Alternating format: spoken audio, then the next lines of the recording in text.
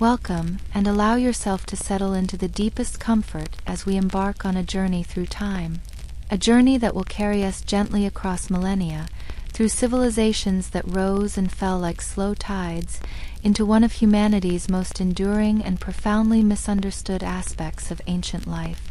Tonight, as the modern world settles into quiet around you, we step away from the familiar territories of palaces and battlefields, of kings and conquests that so often dominate our historical consciousness, and instead walk the quieter streets, the shadowed alcoves, and the sacred spaces where a different kind of human story unfolded, one that speaks to the very heart of survival, spirituality, and the complex web of human relationships that has defined our species since the earliest.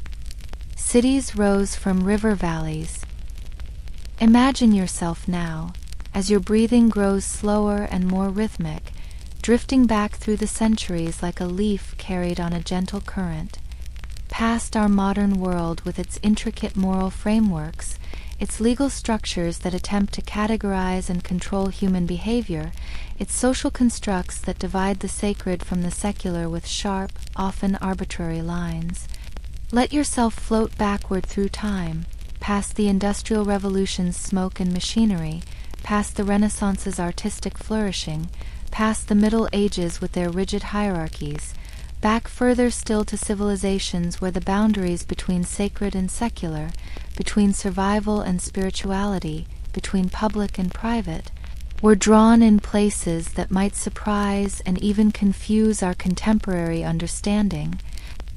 In these ancient worlds, from the sun-baked brick streets of Babylon where merchants hawked their wares beneath towering ziggurats, to the marble-columned agoras of Athens where philosophy and politics danced together in eternal dialogue, from the temple complexes of Mesopotamia where gods and mortals met in rituals older than memory, to the carefully regulated districts of Rome where law and commerce intersected in ways both practical and profound, you would encounter lives lived according to rhythms and rules that operated under completely different assumptions about human nature, divine will, and social order. The women and men whose stories we'll explore together tonight, as your mind begins to wander and drift, were not figures cowering in society's dark margins, as our modern sensibilities might lead us to expect. They were not outcasts whispered about in hushed tones or relegated to the absolute periphery of civilized life. Instead, they were woven into the very fabric of their civilizations with threads both golden and coarse, sometimes as outcasts, yes, but remarkably often as integral participants in religious ceremonies that connected earth to heaven, in economic systems that kept entire districts thriving, in social networks that carried information, influence, and intimacy through the complex hierarchies that governed ancient life. Consider for a moment the profound difference in worldview this represents. Where we might see moral transgression, ancient peoples often saw religious duty.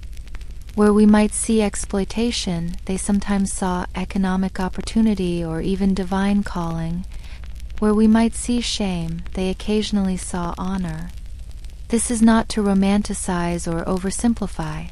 These ancient worlds contained their own forms of exploitation, their own systems of oppression, their own moral judgments that could be harsh and unforgiving. But the map of those judgments, the terrain of acceptable and unacceptable behavior, was drawn with different landmarks, different values, different understandings of what it meant to be human in relationship with others and with the divine. The daily experiences of these ancient practitioners, their struggles that began before dawn and extended long into the night, their small victories measured in coins carefully saved or clients who showed unexpected kindness, their complex relationships with patrons who might be lovers or tyrants or something indefinable between the two, their interactions with the divine through prayers whispered in private moments or rituals performed in temple precincts, all of these reveal layers of human complexity that challenge not only our assumptions about ancient life, but also our understanding of the profession that has earned the dubious distinction of being called the world's oldest. This designation itself, the world's oldest profession, carries within it both truth and myth, both acknowledgement and dismissal.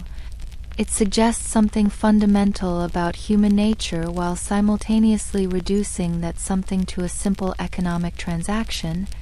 The reality, as we'll discover together on this gentle journey through time, was far more nuanced, far more varied, far more deeply embedded in the spiritual and social architecture of ancient civilizations than such a simple phrase can convey.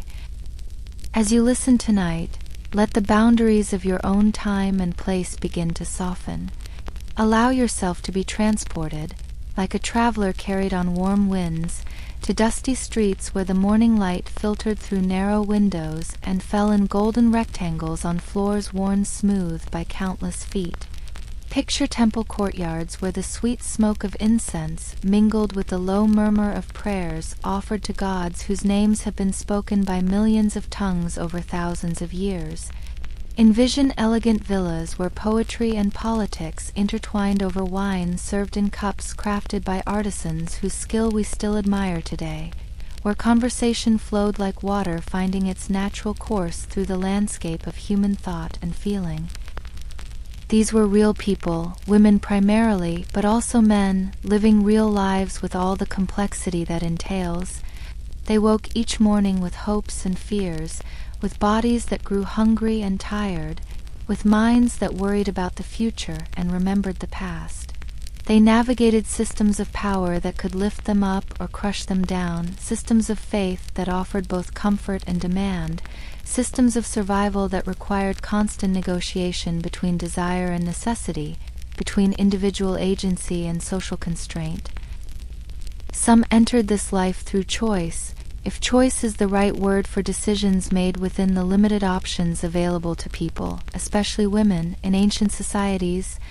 Others found themselves drawn into it by circumstances beyond their control, wars that destroyed their families, famines that drove them from their homes, debts that could only be paid with their bodies, slavery that gave them no voice in their own fate. Still others were born into it, inheriting a profession and a place in society as surely as a blacksmith's son might inherit his father's forge, or a priest's daughter might grow up expecting to serve in the temple. And yet, within these constraints, some chosen, some imposed, they created lives of meaning. They formed relationships that brought them joy and sorrow, security and vulnerability. They developed skills not just in physical intimacy, but in reading human nature, in providing comfort to the lonely, in navigating the dangerous waters of political intrigue when their clients happened to be powerful men with powerful enemies. They found ways to honor their gods, to care for their children when they had them, to support their families when family remained part of their lives. The profession itself took forms as varied as the civilizations that contained it.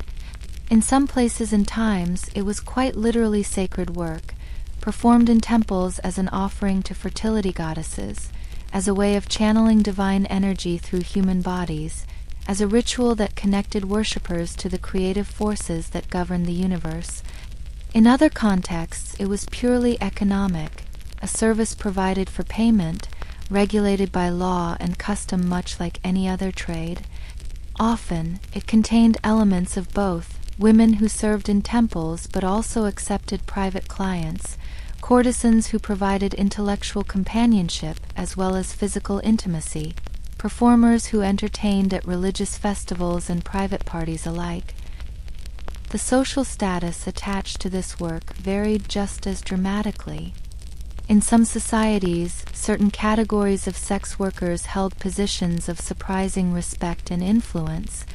The Hetaira of ancient Greece, for instance, were often among the most educated women of their time, capable of engaging in philosophical discussions with the greatest minds of the age, wielding influence in political circles through their relationships with powerful men. In other contexts, practitioners occupied the lowest rungs of the social ladder, their work necessary but despised, their persons legally and socially marginalized. Tonight's journey will unfold gently before you, like a scroll being slowly unrolled to reveal its contents. We'll move from the intimate details of daily existence, the morning rituals, the evening prayers, the countless small acts of preparation and negotiation that filled each day, to the grand sweep of social structures that shaped entire civilizations. We'll explore individual stories that illuminate broader patterns, personal experiences that reveal universal truths about human nature, power, and survival. We'll encounter cultural mysteries that scholars still debate in hushed academic conferences, archaeological puzzles that continue to yield new insights about how ancient peoples actually lived rather than how they wished to be remembered. We'll examine the vast differences between elite and common experiences, between the silk-draped chambers of high-class courtesans and the stone-walled rooms where survival was the only luxury. Allow the steady rhythm of ancient life to wash over you now, like waves lapping at a distant shore. Feel the constant interplay of vulnerability and agency that define these human experiences across millennia, the delicate balance between desperation and dignity that each person had to maintain, often from moment to moment, day to day. These were lives lived on the edge in many ways, on the edge of respectability and scandal, of prosperity and poverty, of sacred duty and secular survival.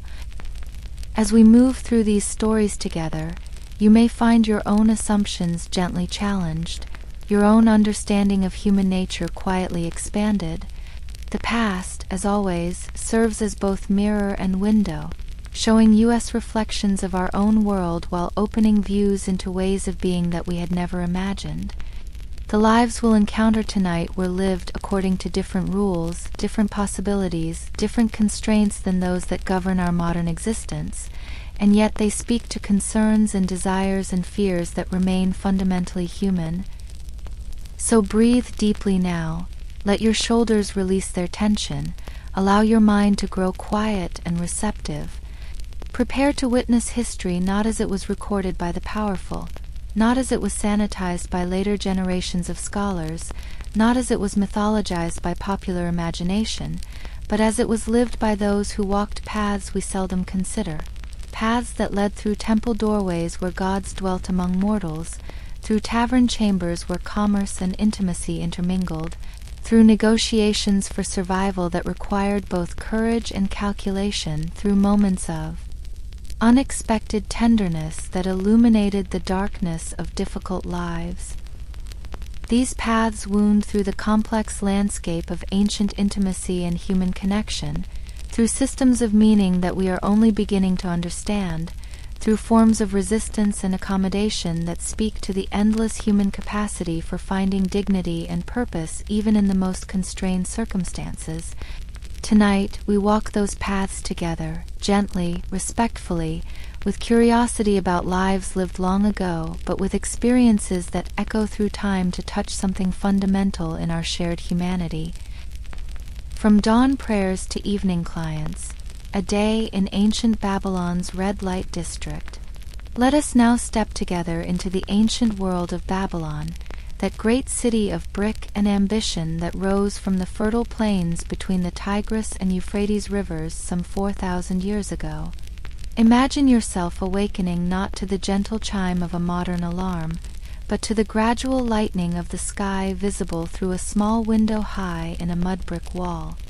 The air is already warm, carrying with it the mingled scents of the great city, with smoke from countless cooking fires, the earthy smell of the river, the sweet fragrance of date palms, and underneath it all, the particular dusty smell of a place where thousands of people live closely together.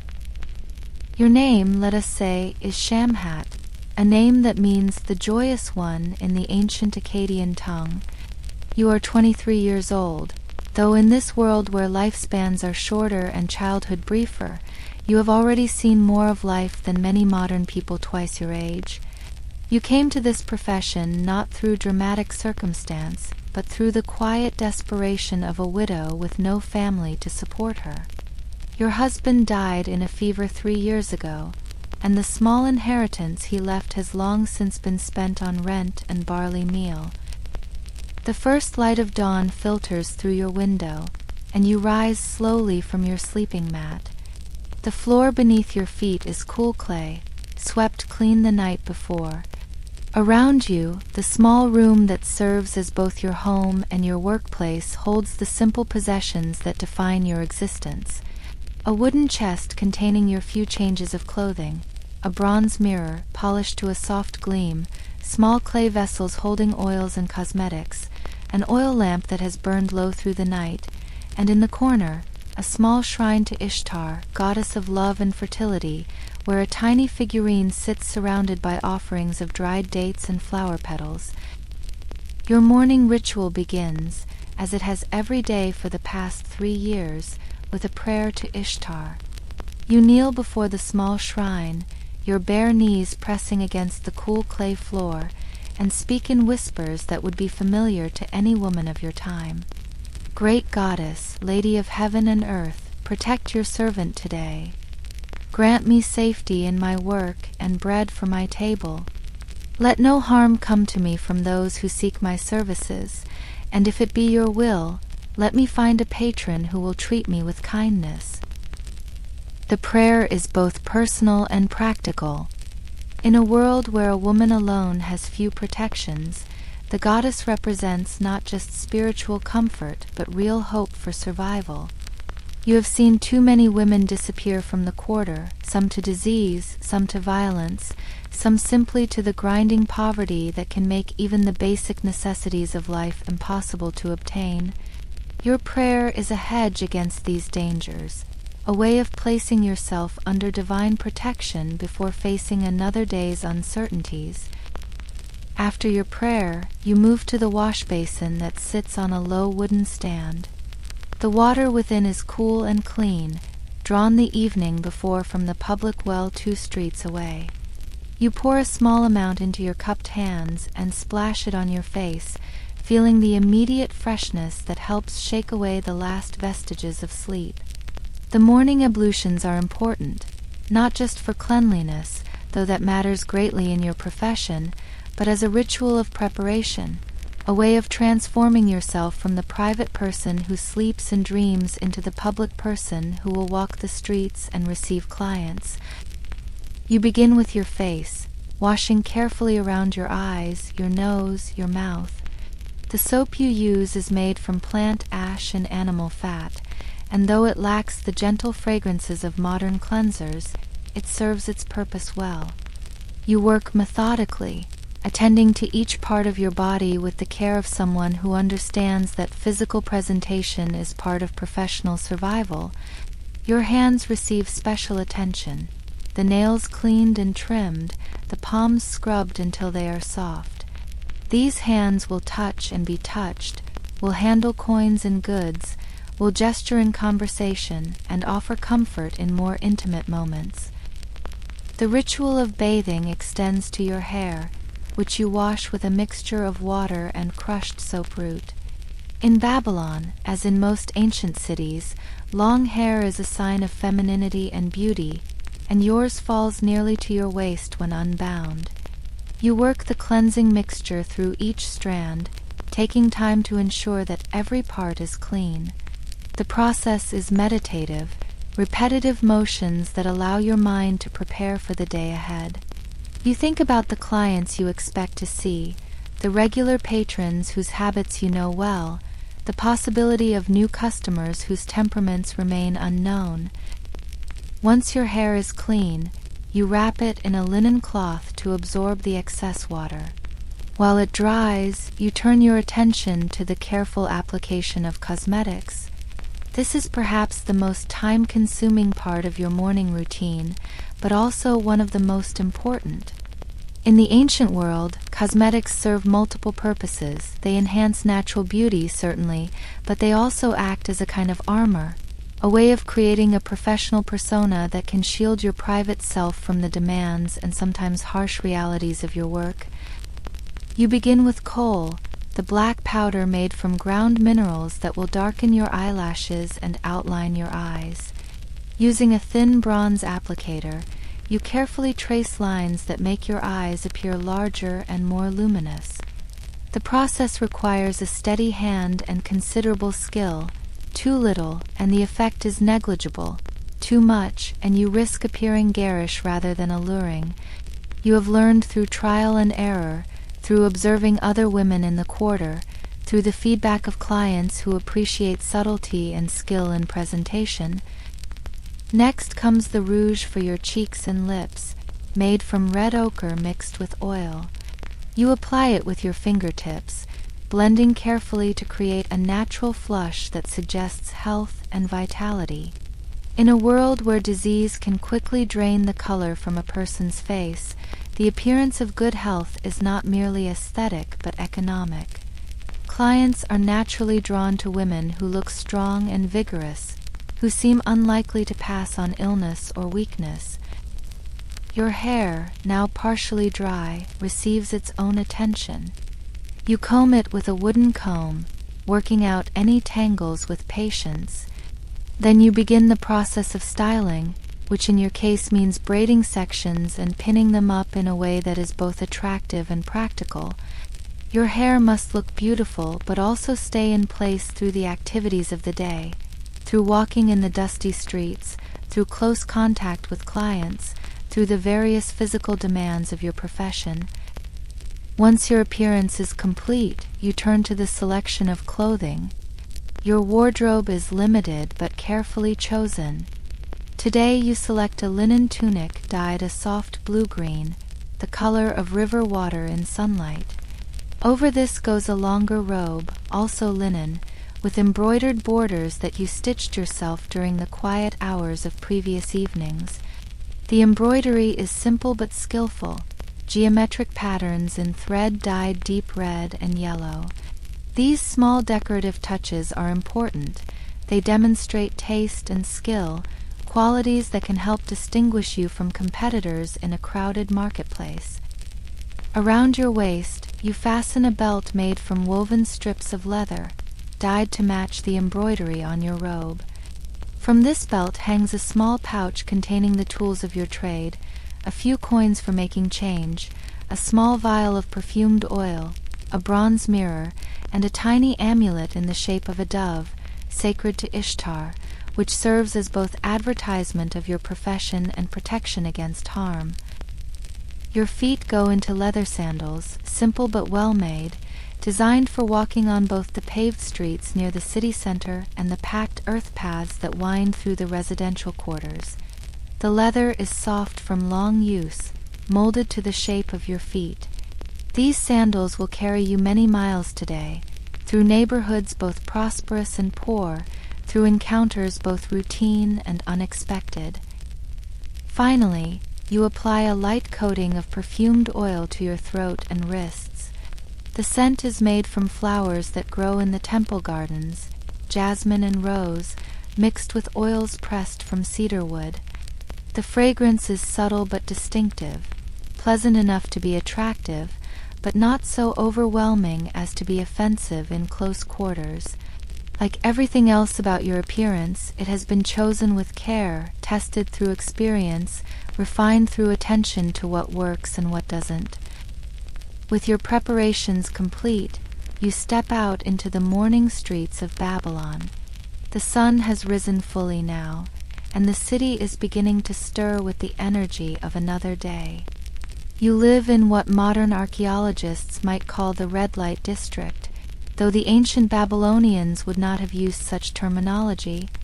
To them, this is simply the harem to quarter, the neighborhood where women of your profession traditionally reside and work. It is neither hidden nor shameful, but rather an accepted part of the city's geography, as much a feature of urban life as the markets or the craftsmen's workshops. The streets here are narrow, barely wide enough for two people to pass comfortably. The buildings rise 2 and sometimes 3 stories, their mud brick walls creating cool shadows that provide relief from the growing heat of the day. The architecture is practical rather than ornamental. Flat roofs that serve as additional living space, small windows placed high to provide light while maintaining privacy, and at street level, doors that can be opened wide during business hours or secured firmly when privacy is needed. As you walk toward the main thoroughfare that will take you to the commercial district, you encounter other women beginning their own days. There is Lil, an older woman who has worked in the quarter for more than 15 years and who serves as something of a mentor to newer arrivals. She nods as you pass, a gesture of professional acknowledgement. There is Tiamat, a young woman newer to the profession than yourself, who still shows signs of uncertainty in her movements. And there is Ereshkigal, whose clients include some of the city's wealthier merchants, and who has managed to accumulate enough resources to rent a larger room and employ a servant to help with daily tasks. These women represent the complex social hierarchy that exists within your profession. At the bottom are those who work primarily in taverns, serving drinks and providing companionship to workmen and soldiers. Above them are women like yourself, who maintain their own establishments and serve a more varied clientele, and at the top are the highly skilled courtesans who attract wealthy patrons and sometimes wield considerable influence in the city's political and commercial circles. The relationships between these different levels are complex. There is competition, certainly, for the most desirable clients and the most advantageous arrangements, but there is also cooperation, particularly when it comes to matters of safety and mutual protection. Women in your profession must rely on each other for warnings about dangerous clients, for assistance during illness or injury, for the kind of mutual support that families might provide in other circumstances. You reach the main street that runs from the city's center toward the river. Here the architecture changes, becoming more grand and elaborate. The buildings are larger, many of them multi-story structures housing businesses on the ground floor and residences above. The street itself is wider and paved with fitted stones, designed to accommodate the wheeled carts and pack animals that carry goods to and from the markets. The morning traffic is already heavy, merchants heading to their stalls, craftsmen carrying tools and materials, servants running errands for their masters, and ordinary citizens beginning the daily round of activities that keep the great city functioning. Your destination this morning is the market square adjacent to the great temple complex dedicated to Marduk, the patron god of Babylon. This is where you will spend the morning hours, moving among the crowds, making yourself available to potential clients, conducting the delicate negotiations that constitute the business side of your profession. The choice of location is strategic. The area near the temple draws visitors from throughout the city and beyond, merchants from other cities, pilgrims coming to worship, officials conducting business with the temple administration. As you approach the market, the sounds and smells intensify. Vendors calling out their wares in voices designed to carry over the general noise. Fresh dates from the southern groves. Fine cloth from the looms of Sippar. Bronze vessels hammered by master craftsmen.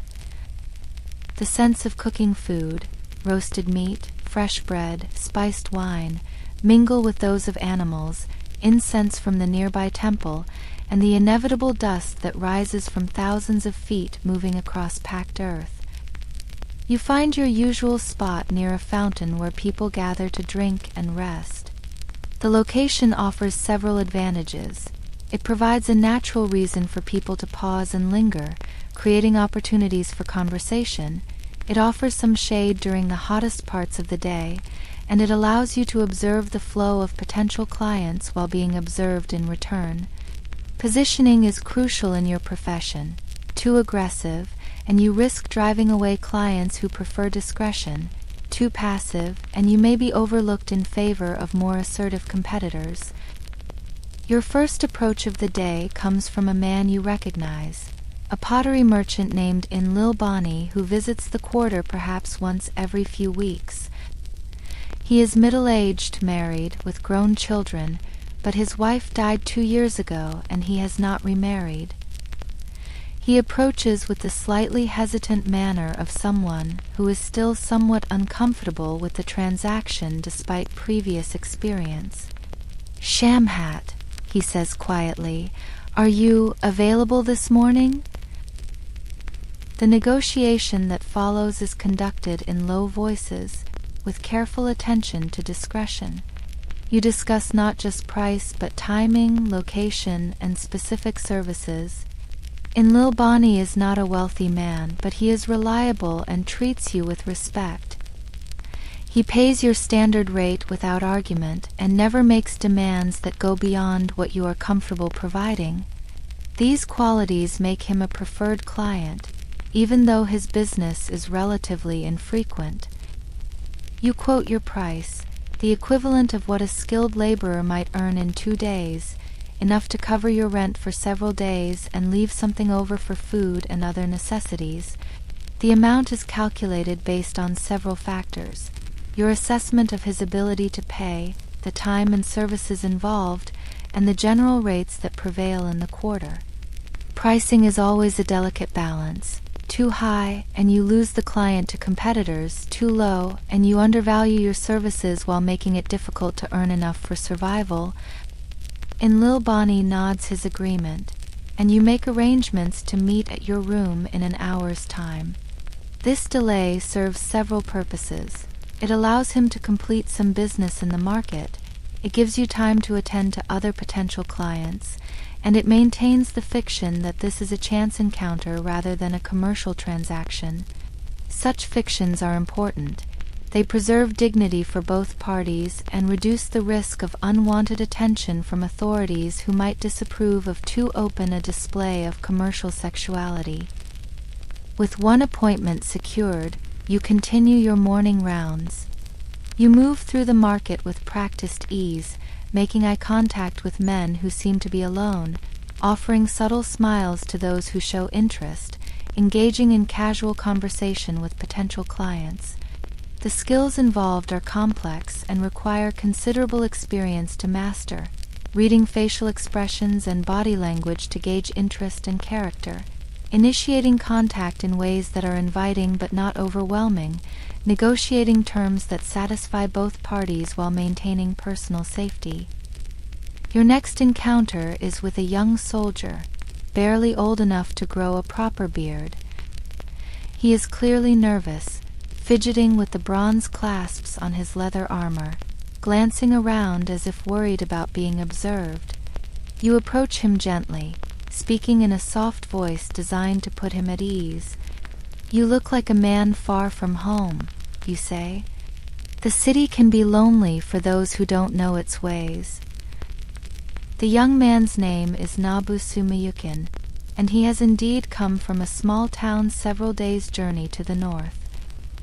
He is part of a garrison stationed at one of the city's gates, earning a soldier's modest pay while serving his mandatory period of military service. He has never been with a woman before, a fact that becomes clear from his stammering attempts at conversation.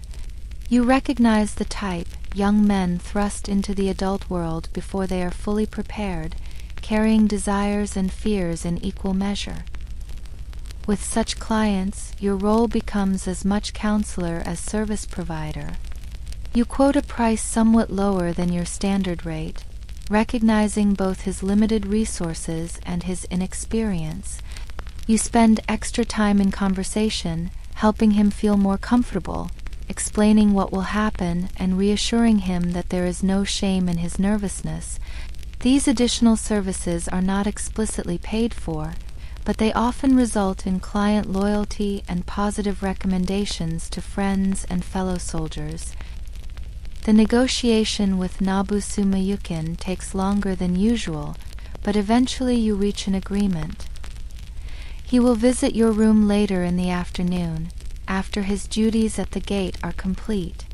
The price you have quoted is fair for both parties, enough to make the encounter financially worthwhile while remaining within his means. As he walks away, still looking nervous but with a more confident stride, you feel a mixture of professional satisfaction and genuine human compassion. The morning continues with similar encounters. A merchant from a distant city seeking both companionship and information about local business conditions. An older man whose wife no longer shares his bed, but who treats the transaction with the courtesy due any professional service. A scribe from the temple administration who appreciates your ability to read and write, skills that are rare among women of your social class, but which you learned as a child from your father, who served as a minor official in the city government. Each negotiation is different, requiring you to assess not just the client's financial capacity but his character, his specific needs, his level of experience, and his potential for either generosity or trouble. Some men you decline to serve, those who appear drunk, those who make demands you are not willing to fulfill, those who seem likely to become violent or refuse payment. The ability to make such judgments quickly and accurately is crucial for survival in your profession. By midday, you have scheduled several appointments for the afternoon and evening. The morning's work has been successful, both financially and in terms of your personal safety. You return to your room to prepare for Enlilbani's visit, stopping along the way to purchase fresh bread and figs from a vendor you know. The food serves both practical and symbolic purposes. You are genuinely hungry after the morning's activities, but offering food to clients also helps create an atmosphere of hospitality rather than mere commercial transaction. Back in your room, you prepare for the afternoon's work. This involves not just physical preparation but mental and emotional readiness as well. You refresh your appearance, checking your cosmetics and adjusting your clothing. You burn a small amount of incense to create a pleasant atmosphere. You arrange cushions and ensure that water for washing is available. And you take a few moments for internal preparation, centering yourself for the complex human interactions that lie ahead. When Enlilbani arrives, punctual as always, you greet him with genuine warmth. Over the months of your acquaintance, a relationship has developed that transcends the purely commercial. You know about his pottery business, his concerns about his aging parents, his memories of his deceased wife. He knows about your background, your daily struggles, your hopes for eventually saving enough money to perhaps open a small shop of your own. This personal dimension makes the physical intimacy more comfortable for both parties while never entirely eliminating the commercial foundation of your relationship. The encounter with Enlilbani unfolds according to the familiar pattern of your previous meetings. Conversation over shared food, gradually increasing physical closeness, intimate relations conducted with mutual consideration and respect, followed by a period of quiet companionship before his departure. He pays the agreed amount without being asked, adds a small bonus in appreciation of your care and attention, and leaves with expressions of gratitude and promises to return when his business brings him to this part of the city again. The afternoon brings Nabu Sumayukin, still nervous but somewhat more confident after having had several hours to think about the encounter. With him, your approach is more educational, taking time to explain and reassure, moving slowly to allow him to become comfortable with each stage of intimacy.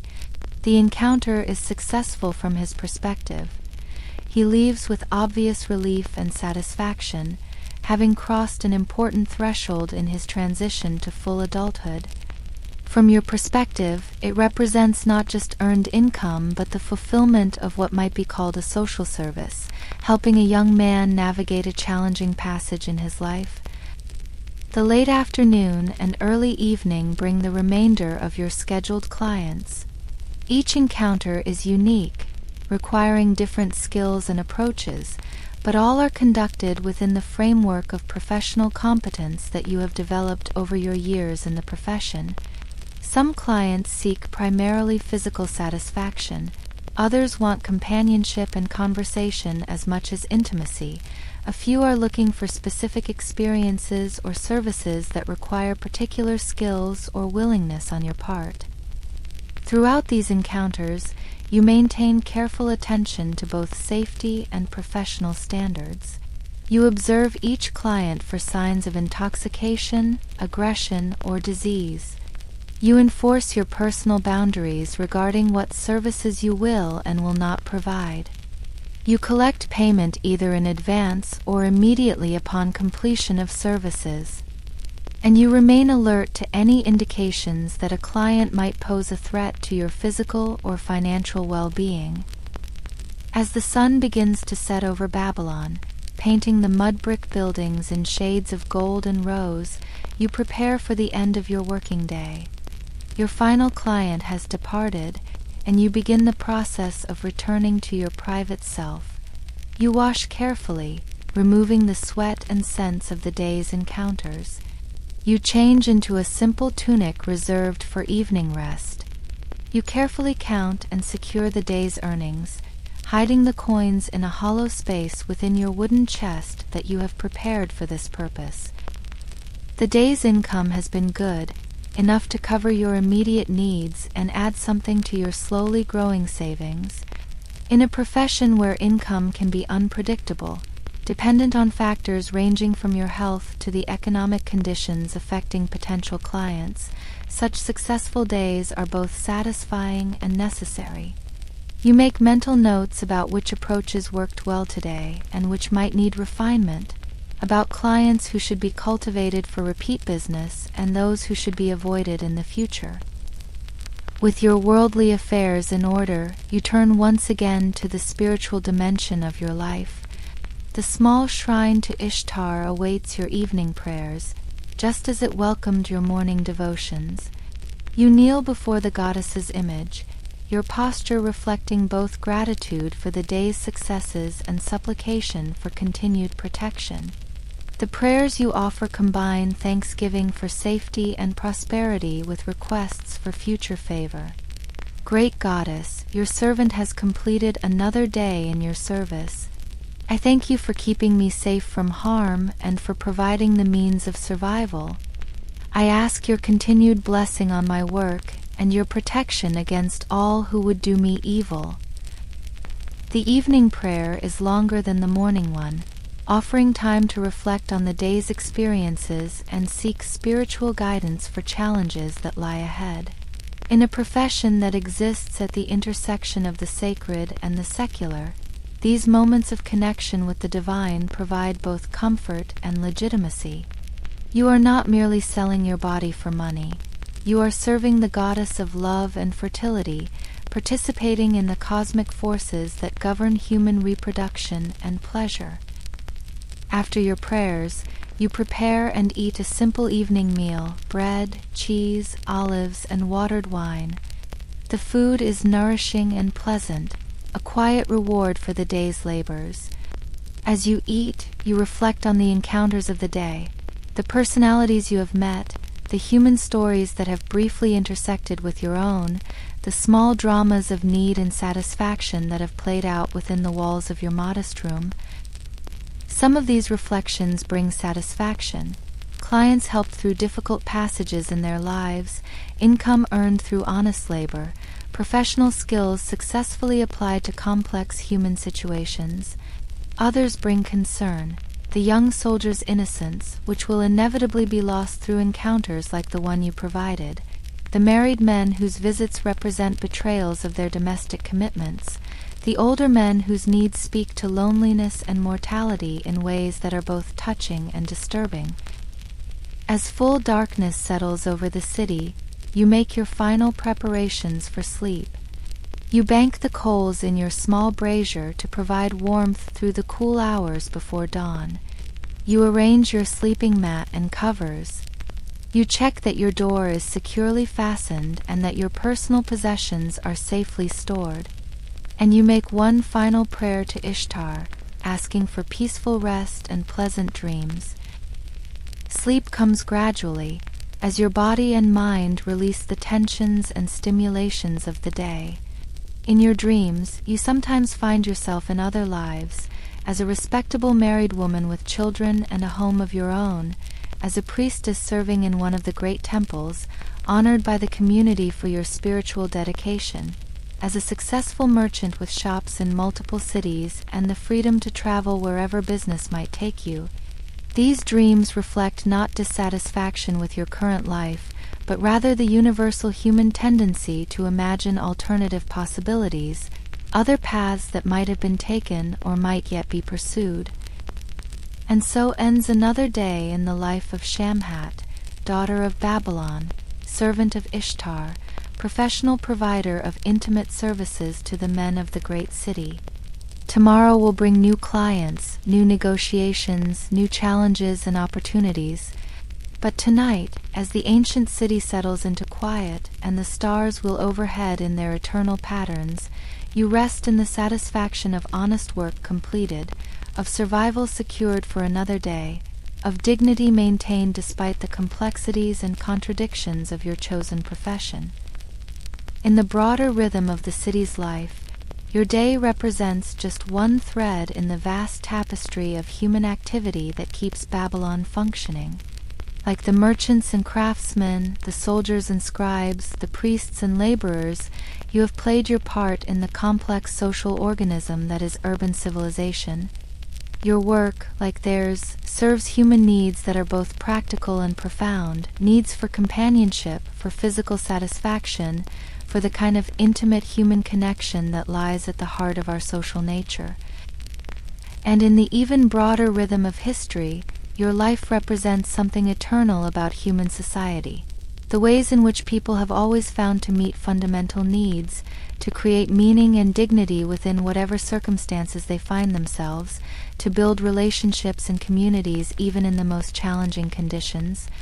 4,000 years have passed since Shamhat walked the streets of ancient Babylon, but the human needs she served, the daily struggles she faced, the small victories and quiet satisfactions that filled her days, these remain recognizable to anyone who has ever worked to survive, ever sought human connection, ever tried to maintain dignity in the face of difficult circumstances. The rhythm of your life in ancient Babylon extends far beyond the encounters with individual clients. It encompasses a complex web of relationships, routines, and survival strategies that shape every aspect of your existence. As the weeks and months pass, you become deeply embedded in the social fabric of your neighborhood, developing connections that provide both practical support and emotional sustenance in a world where such resources are precious and sometimes scarce. Your relationship with the other women of the quarter represents one of the most crucial aspects of this social network. Each morning, as you make your way to the market square, you encounter the same faces, engage in the same quiet exchanges of information, participate in the same subtle negotiations for territory and clientele that characterize any professional community. These interactions are governed by unwritten rules that have evolved over generations, protocols that help minimize conflict while maximizing opportunities for mutual benefit. There is Ninlil, the elder stateswoman of the quarter, whose experience spans nearly 2 decades of work in the profession. She has seen the city change, witnessed the rise and fall of different economic conditions, observed the subtle shifts in social attitudes that affect how women like herself are perceived and treated. Her knowledge is encyclopedic. She knows which clients are reliable and which are dangerous, which city officials can be trusted and which require careful handling, which seasons bring prosperity and which demand extra frugality. Ninlil's daily routine intersects with yours in numerous ways. She often positions herself near the same fountain where you conduct your morning business, but at a respectful distance that acknowledges both your need for individual space and your mutual recognition of each other's professional territory. When potential clients approach the area, you engage in a delicate dance of precedence and deference. If she saw him first, you step back. If he seems more suited to your particular services, she gracefully withdraws. If he appears to be trouble, you warn each other with subtle gestures developed over months of collaboration. The younger women in the quarter, like Tiamat, present different challenges and opportunities. Tiamat arrived only 6 months ago, driven to the profession by circumstances similar to your own. A dead husband, no family support, limited options for survival in a society that offers few opportunities for independent women. She is still learning the complex skills that the work requires, still making the mistakes that experience teaches you to avoid, still vulnerable to the exploitation and dangers that threaten newcomers to any difficult profession. Your relationship with Tiamat combines elements of mentorship, competition, and sisterhood. You share practical knowledge, how to read the signs that indicate a client might become violent, how to negotiate prices that reflect your worth without driving away potential business, how to maintain your health and appearance despite the physical demands of the work. But you also compete for some of the same clients, particularly the younger men who might be attracted to her novelty or your experience in roughly equal measure. The teaching you provide to newer women like Tiamat is both informal and invaluable. During quiet moments in the market, over shared meals in the evening, through casual conversations while walking through the quarter, you pass on the accumulated wisdom that can mean the difference between survival and disaster. Never accept payment in goods you cannot easily convert to coins, you might advise. Always insist that clients wash before intimate contact. Keep a small knife hidden in your room, but never let anyone know you have it unless your life is truly in danger. These lessons cover every aspect of professional practice: how to identify the signs of disease that should cause you to refuse a client's business, how to handle clients who become emotionally attached and begin making demands for exclusive relationships, how to deal with the authorities when they occasionally conduct inspections of the quarter, how to save money safely in a world without banks, where your earnings must be hidden from thieves and protected against the various emergencies that can quickly drain your resources. The physical environment of your neighborhood changes throughout the day in ways that affect both your work and your daily life. The narrow streets that seem cool and private in the early morning become bustling thoroughfares by midday, filled with the traffic of people conducting business throughout the district. Vendors appear with their portable stalls, offering food, small household goods, and services ranging from shoe repair to fortune-telling.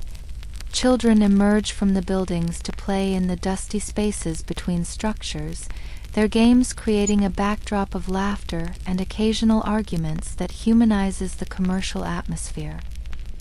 The sounds of your neighborhood tell their own story as the day progresses.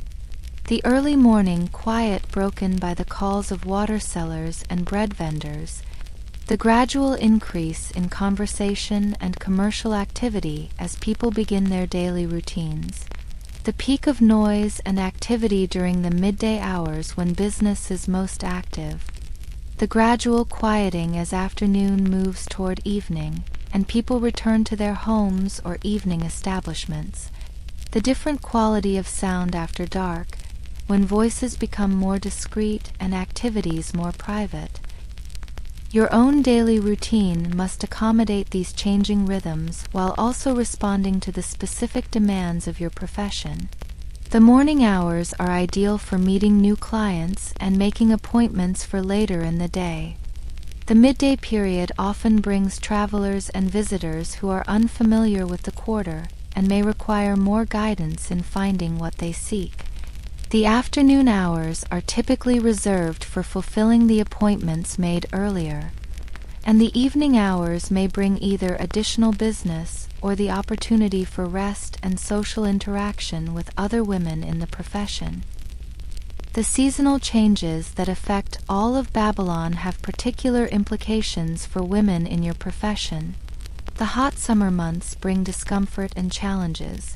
Your small room becomes stifling during the day, requiring you to seek shade in public spaces or spend money on additional water for cooling. The increased heat makes physical intimacy more demanding and less pleasant, while also requiring extra attention to personal hygiene and cleanliness. But summer also brings more travelers to the city, including merchants and pilgrims whose presence can increase business opportunities. The cooler months of winter present different challenges and advantages. Your room is more comfortable, but heating costs increase your daily expenses. Fewer travelers visit the city, reducing the pool of potential clients. But the men who do seek your services may be more willing to pay for the warmth and comfort that intimate contact provides during the cold season. The seasonal festivals and religious observances also affect business patterns, creating periods of increased activity followed by times when religious prohibitions or economic pressures reduce demand for your services. The economic dimensions of your life require constant attention and careful planning. Your daily income varies significantly based on factors beyond your control. The general economic conditions in the city, the presence or absence of visitors and travelers, seasonal variations in demand, competition from other women in the profession, and your own health and appearance. This variability means that successful days must compensate for less successful ones, requiring careful budgeting and constant attention to building and maintaining a base of regular clients. Your pricing strategies reflect both market conditions and personal considerations. For regular clients like in Lil Bonnie, you maintain consistent rates that reflect the value of reliability and mutual familiarity. For new clients, you must quickly assess their ability to pay, their expectations regarding services, and their potential for becoming regular customers. For clients who seem wealthy, you may quote higher prices, but always within the bounds of what the local market will bear. For those who appear to have limited resources, you may offer reduced rates if they seem likely to become regular customers or if you simply feel compassion for their circumstances. The coins you earn must be carefully managed to cover both immediate needs and future security. Daily expenses include food, rent, materials for maintaining your appearance, oil for lighting, and occasional purchases of clothing or household items. But you must also save for periods of illness when you cannot work, for seasonal variations in income, for the gradual effects of aging that will eventually reduce your attractiveness to clients, and for the possibility of eventually transitioning to a different profession or way of life. The hiding and protection of your savings requires considerable ingenuity in a world where banks do not exist and theft is a constant concern. You have developed multiple strategies for securing your earnings, some coins hidden in the false bottom of your wooden chest, others buried in small ceramic pots beneath the floor of your room, still others entrusted to a reliable merchant who pays you a small premium for the use of your money in his business. This diversification protects against the loss of your entire savings to a single disaster, while also providing some return on your accumulated capital. Your relationship with food reflects both the practical necessities of maintaining your health and the social dimensions of hospitality that affect your professional success. The meals you prepare for yourself must provide adequate nutrition to maintain your physical strength and appearance while remaining economical enough to preserve your financial resources. But the food you offer to clients serves different purposes, creating an atmosphere of welcome and comfort, demonstrating your domestic skills, and providing a natural transition from public negotiation to private intimacy. The daily shopping for food takes you into other parts of the city, bringing you into contact with merchants, vendors, and ordinary citizens whose lives intersect with yours in ways that are both commercial and social. The baker who supplies your daily bread knows your profession, but treats you with the same courtesy he shows to any regular customer. The vendor who sells oil and vinegar has developed a friendship with you over months of daily interactions, sometimes sharing gossip or advice about city affairs. The woman who raises chickens and sells eggs remembers your preferences and sometimes sets aside the best specimens for your purchase. These relationships represent a form of social integration that contradicts simple assumptions about how women in your profession are viewed by their communities. While some citizens may disapprove of your work or look down upon your social status, many others recognize you as a fellow human being trying to survive in a difficult world. The practical necessities of daily life create opportunities for interaction and mutual respect that transcend the boundaries that might otherwise separate different social groups. Your attention to personal health extends far beyond the cosmetic considerations that affect your professional appearance. In a world where medical knowledge is limited and effective treatments rare, preventing illness is far more important than curing it. You have learned to recognize the early signs of various diseases that commonly affect people in your position, skin conditions that might indicate more serious problems, changes in appetite or energy that could signal developing illness, unusual pains or discomforts that might require rest or treatment. The remedies available to you combine practical folk wisdom with religious practices and the limited medical knowledge of your time. Certain herbs are known to prevent conception or terminate early pregnancies. Other plants can be prepared as tonics to maintain general health and energy. Specific oils and ointments can treat minor skin conditions and injuries. And prayer to Ishtar and other deities associated with health and fertility provides both spiritual comfort and, you believe, actual protection against disease and misfortune. The religious dimensions of your life extend far beyond the daily prayers that frame your working routine. As a devotee of Ishtar, you participate in the seasonal festivals that honor the goddess, contributing what you can afford to the temple offerings and joining in the processions and celebrations that mark important points in the religious calendar.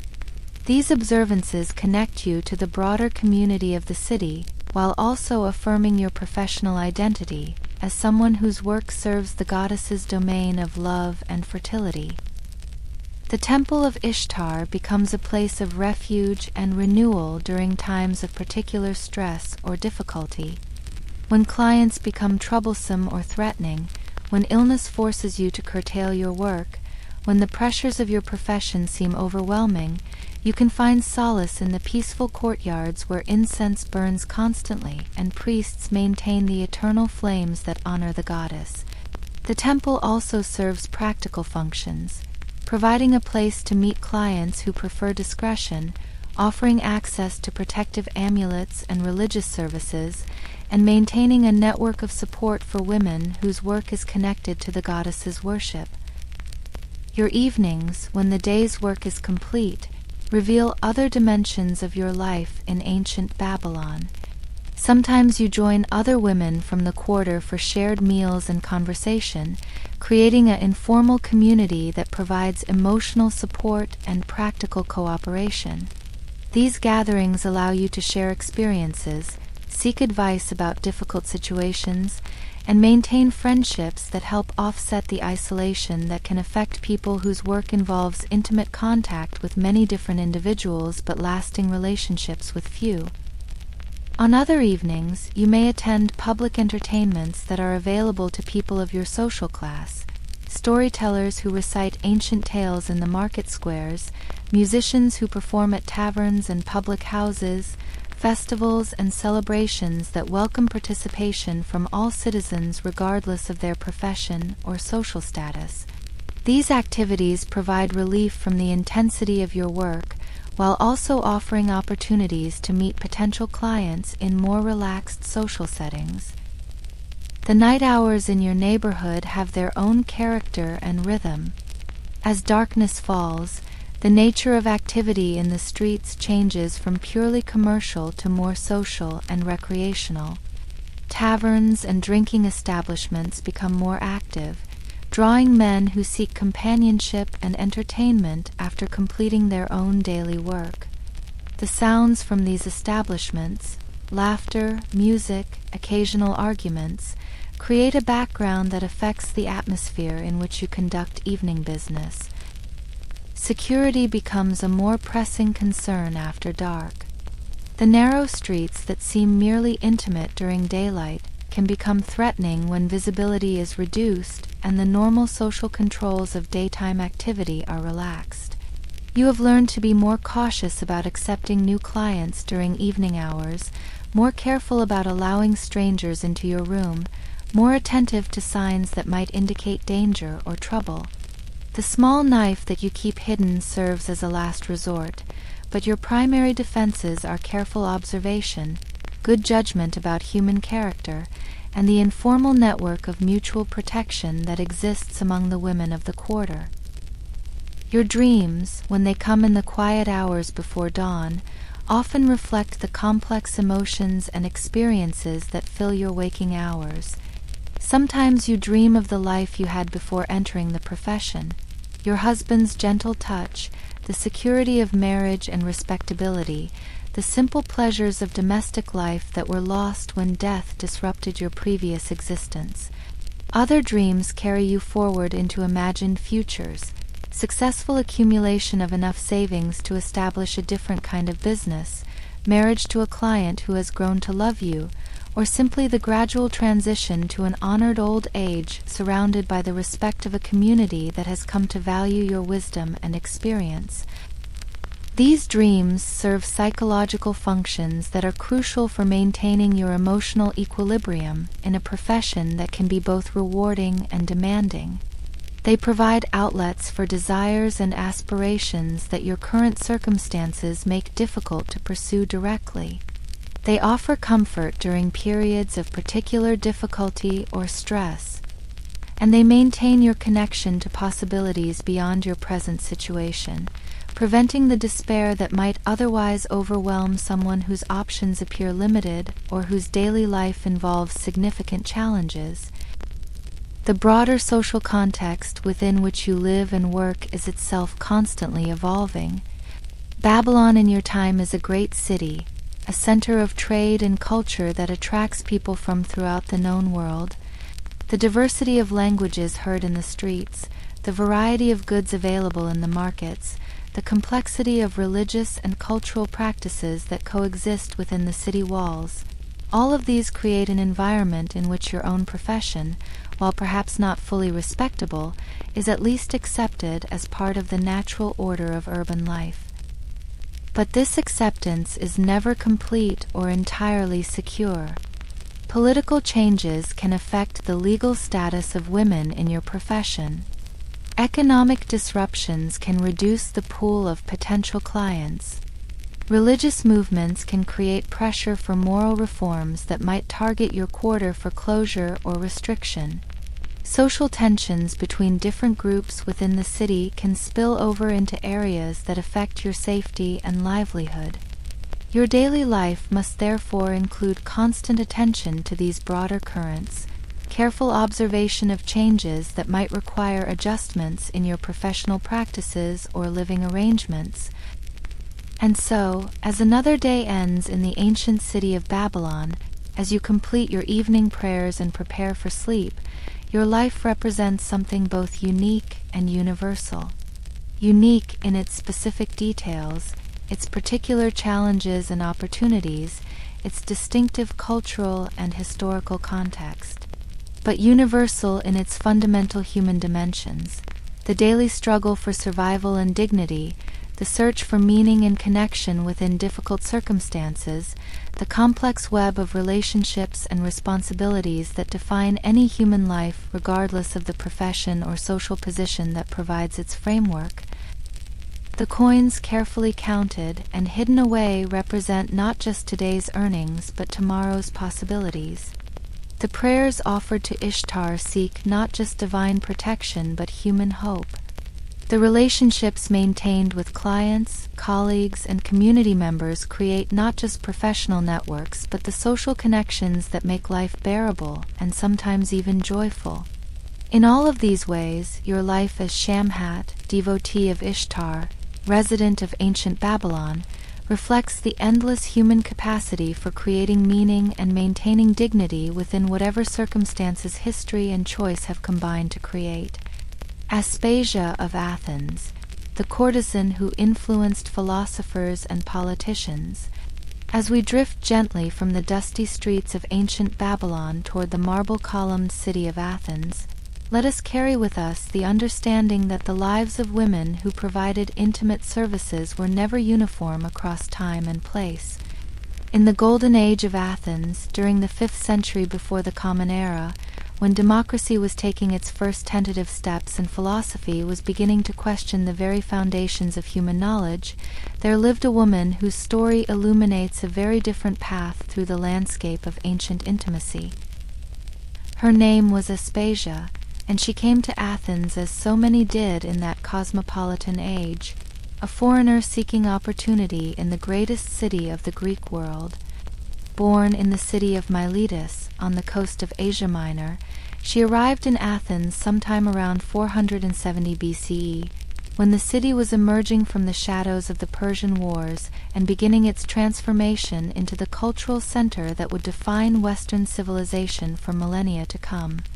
Unlike Shamhat in Babylon, whose entry into intimate work was driven by necessity and limited options, Aspasia's path was shaped by different circumstances, intelligence, education, and ambitions that extended far beyond mere survival. Picture yourself walking through the Athenian agora in those golden years. The morning sun slants between the columns of the Stoa Poikile, casting long shadows across the stone pavement where philosophers gather to debate the nature of justice and citizens argue the merits of proposed legislation. The air carries the scent of olive oil and roasting meat from the food vendors, the sound of hammering from the workshops where craftsmen create the pottery and metalwork that will carry Athenian culture across the Mediterranean. And moving through this bustling center of commerce and ideas, you might encounter a woman whose presence commands attention not through exotic beauty or elaborate dress, but through something more subtle and more powerful, the unmistakable aura of intelligence and education. Aspasia's early life in Miletus had prepared her for a world very different from the one that awaited most women of her time. Miletus was a center of learning and philosophy, home to thinkers like Thales and Anaximander, who had begun the great Greek tradition of rational inquiry into the nature of the world. As a young woman in this intellectual environment, she received an education that was extraordinary for her gender, learning to read and write not just in Greek, but in other languages, studying poetry and rhetoric, developing the skills of logical argument and persuasive speech that were considered essential for educated men, but almost unthinkable for women. This education was not provided out of progressive ideals about women's equality, but rather as preparation for a specific role in society, the Hetaira, a class of women who served as intellectual and cultural companions to wealthy and powerful men. Unlike the common prostitutes who worked in the brothels of the Kerameikos district, Hetaira were expected to provide not just physical intimacy but mental stimulation, conversation about politics and philosophy, appreciation of poetry and music, the kind of sophisticated companionship that marriages of convenience between citizens rarely provided. When Aspasia arrived in Athens, she entered a city that was unique in the ancient world for its combination of democratic ideals and intellectual ferment. The reforms of Cleisthenes had established the basic structures of democratic government, giving ordinary citizens unprecedented power over their own governance. The wealth flowing into the city from its growing empire provided resources for the great building projects that would make Athens famous: the Parthenon rising on the Acropolis, the long walls connecting the city to its port at Piraeus, the public buildings and temples that proclaimed Athens' greatness to the world. But this was also a city of contradictions that would shape every aspect of Aspasia's life. Democratic ideals coexisted with slavery. Intellectual freedom flourished alongside strict social hierarchies. The worship of wisdom sat side by side with deep suspicions of anything that challenged traditional ways. For a foreign woman seeking to establish herself in this complex environment, success would require not just intelligence and beauty, but political sophistication and an understanding of the delicate balance between innovation and tradition that governed Athenian society. Aspasia's rise to prominence began in the symposia, the drinking parties where wealthy Athenian men gathered to discuss politics, philosophy, and literature while enjoying wine, music, and female companionship. These gatherings were central to the social and intellectual life of the city, serving as informal forums where ideas were exchanged, alliances formed, and cultural trends established. For a Hetaira, success in the symposium circuit meant not just physical attractiveness but the ability to contribute meaningfully to conversations about the most important issues of the day. Imagine yourself reclining on a couch in the andron of a wealthy Athenian's house, the men's quarters where symposia were held. The room is decorated with red figure pottery showing scenes from mythology and daily life. Oil lamps provide flickering light that dances across the painted walls and throws shadows that seem to move with the animated conversation. The air is sweet with the scent of wine mixed with water in the proper proportions, and the sound of a flute provides a gentle background to the voices engaged in passionate debate about whether virtue can be taught or the proper role of the state in individual lives. In this setting, Aspasia's talents began to shine. Her quick wit and deep learning allowed her to engage with the most sophisticated minds of her generation.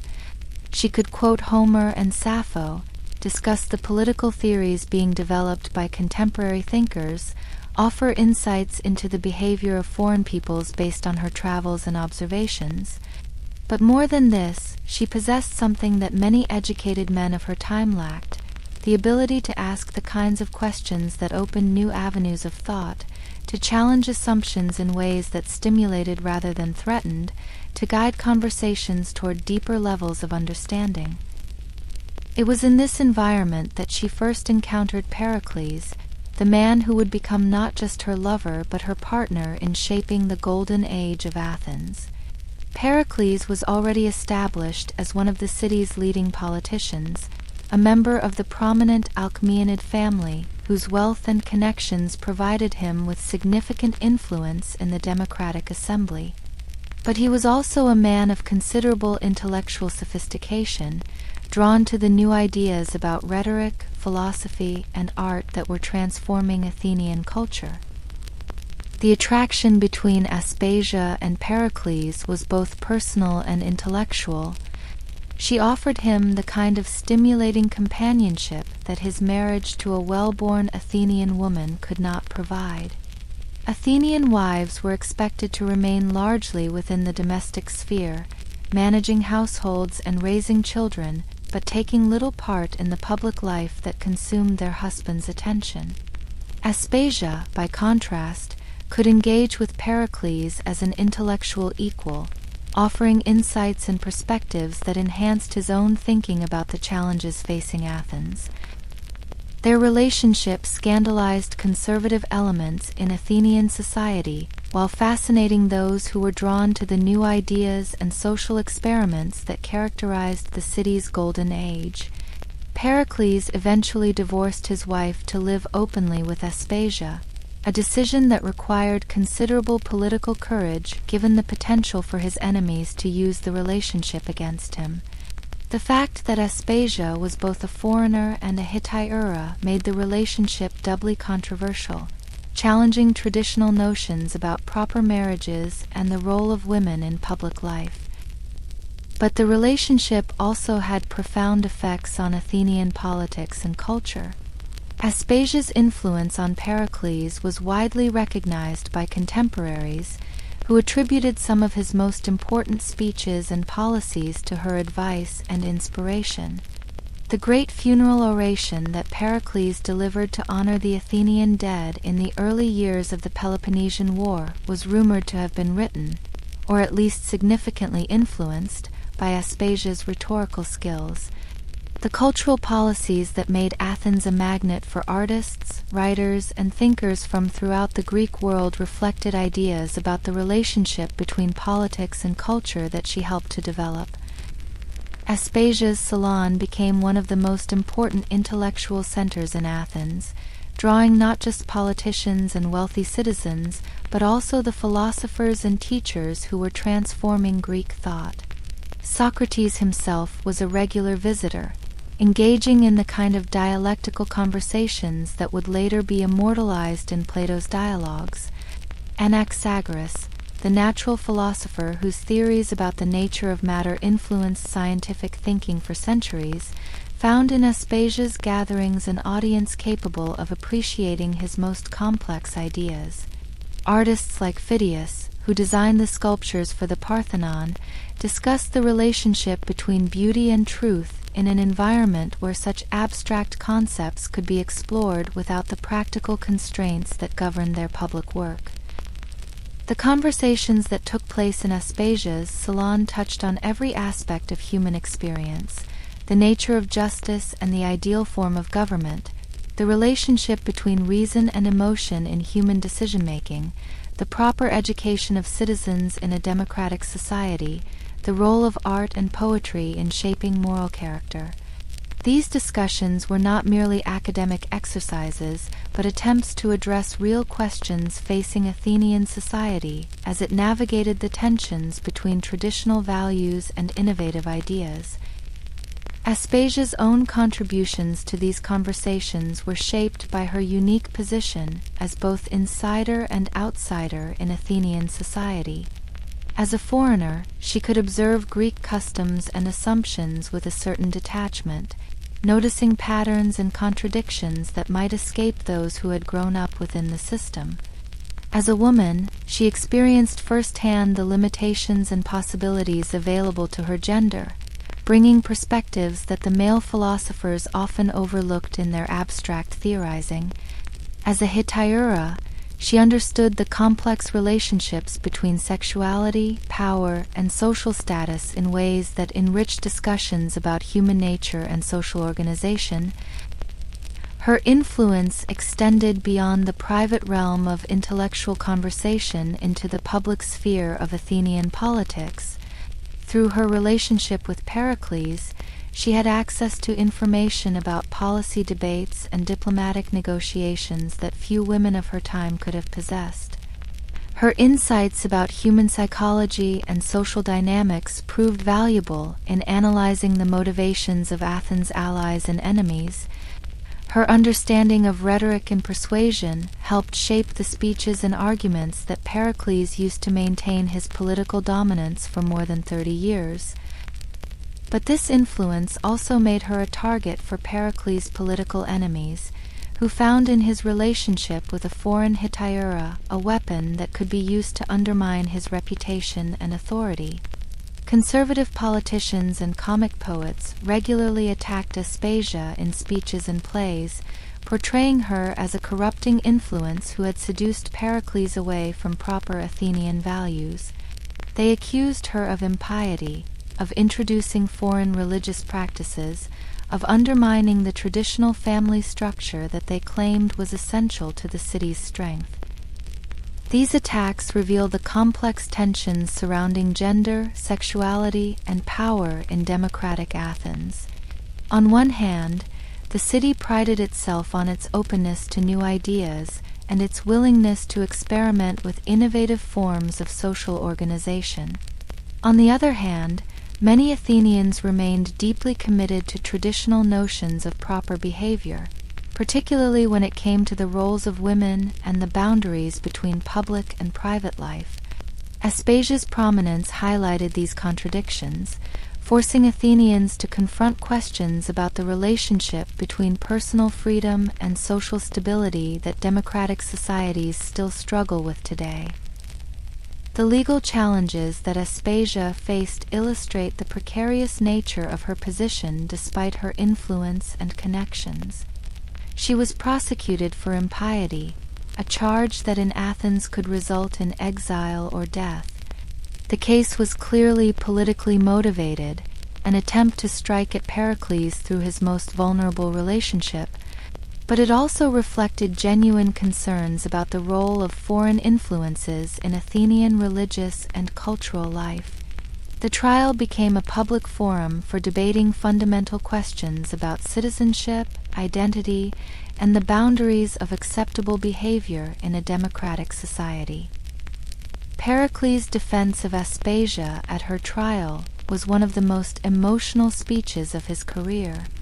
According to contemporary accounts, this man who was famous for his controlled, rational approach to public speaking broke down in tears as he pleaded for mercy for the woman he loved.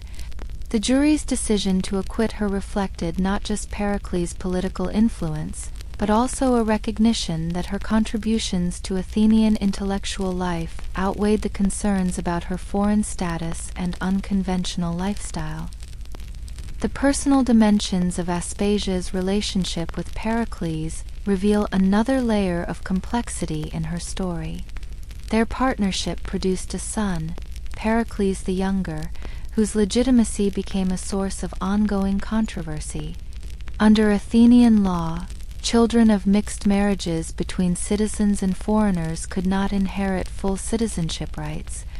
This legal restriction meant that their son would face limitations on his political participation that reflected the broader tensions about inclusion and exclusion in democratic Athens. Yet the relationship between Aspasia and Pericles appears to have been genuinely loving and intellectually stimulating for both parties. Contemporary sources describe their mutual respect and affection, their shared interests in philosophy and politics, their collaboration on projects that shaped Athenian culture.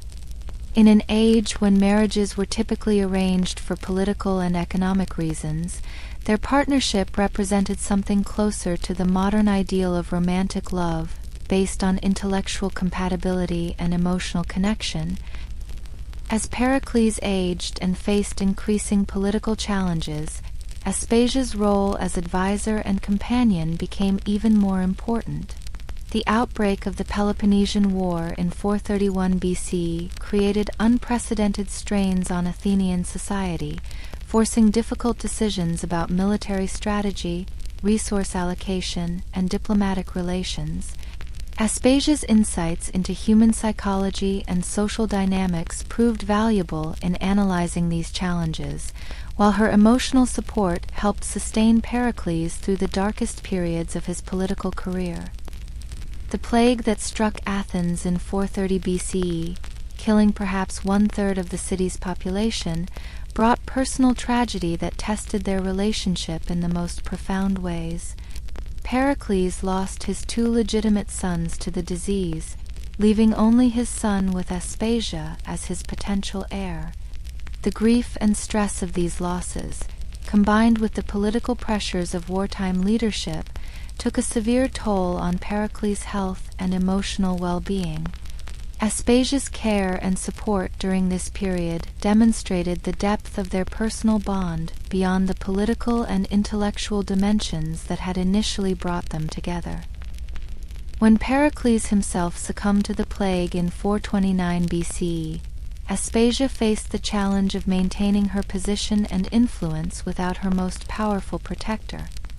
Her situation illustrates the fundamental vulnerability that even the most successful Hetaira faced in a society where women's status was largely dependent on their relationships with men. Without Pericles' protection, she became more vulnerable to attacks from his political enemies and more dependent on her own resources and the network of relationships she had built during their years together. Aspasia's life after Pericles' death demonstrates her remarkable resilience and adaptability.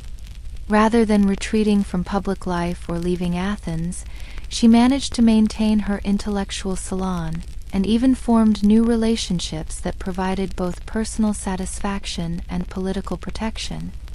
Her later partnership with Lysicles, another prominent Athenian politician, suggests that her reputation as an intelligent and cultured companion made her attractive to men who valued intellectual partnership as well as physical intimacy.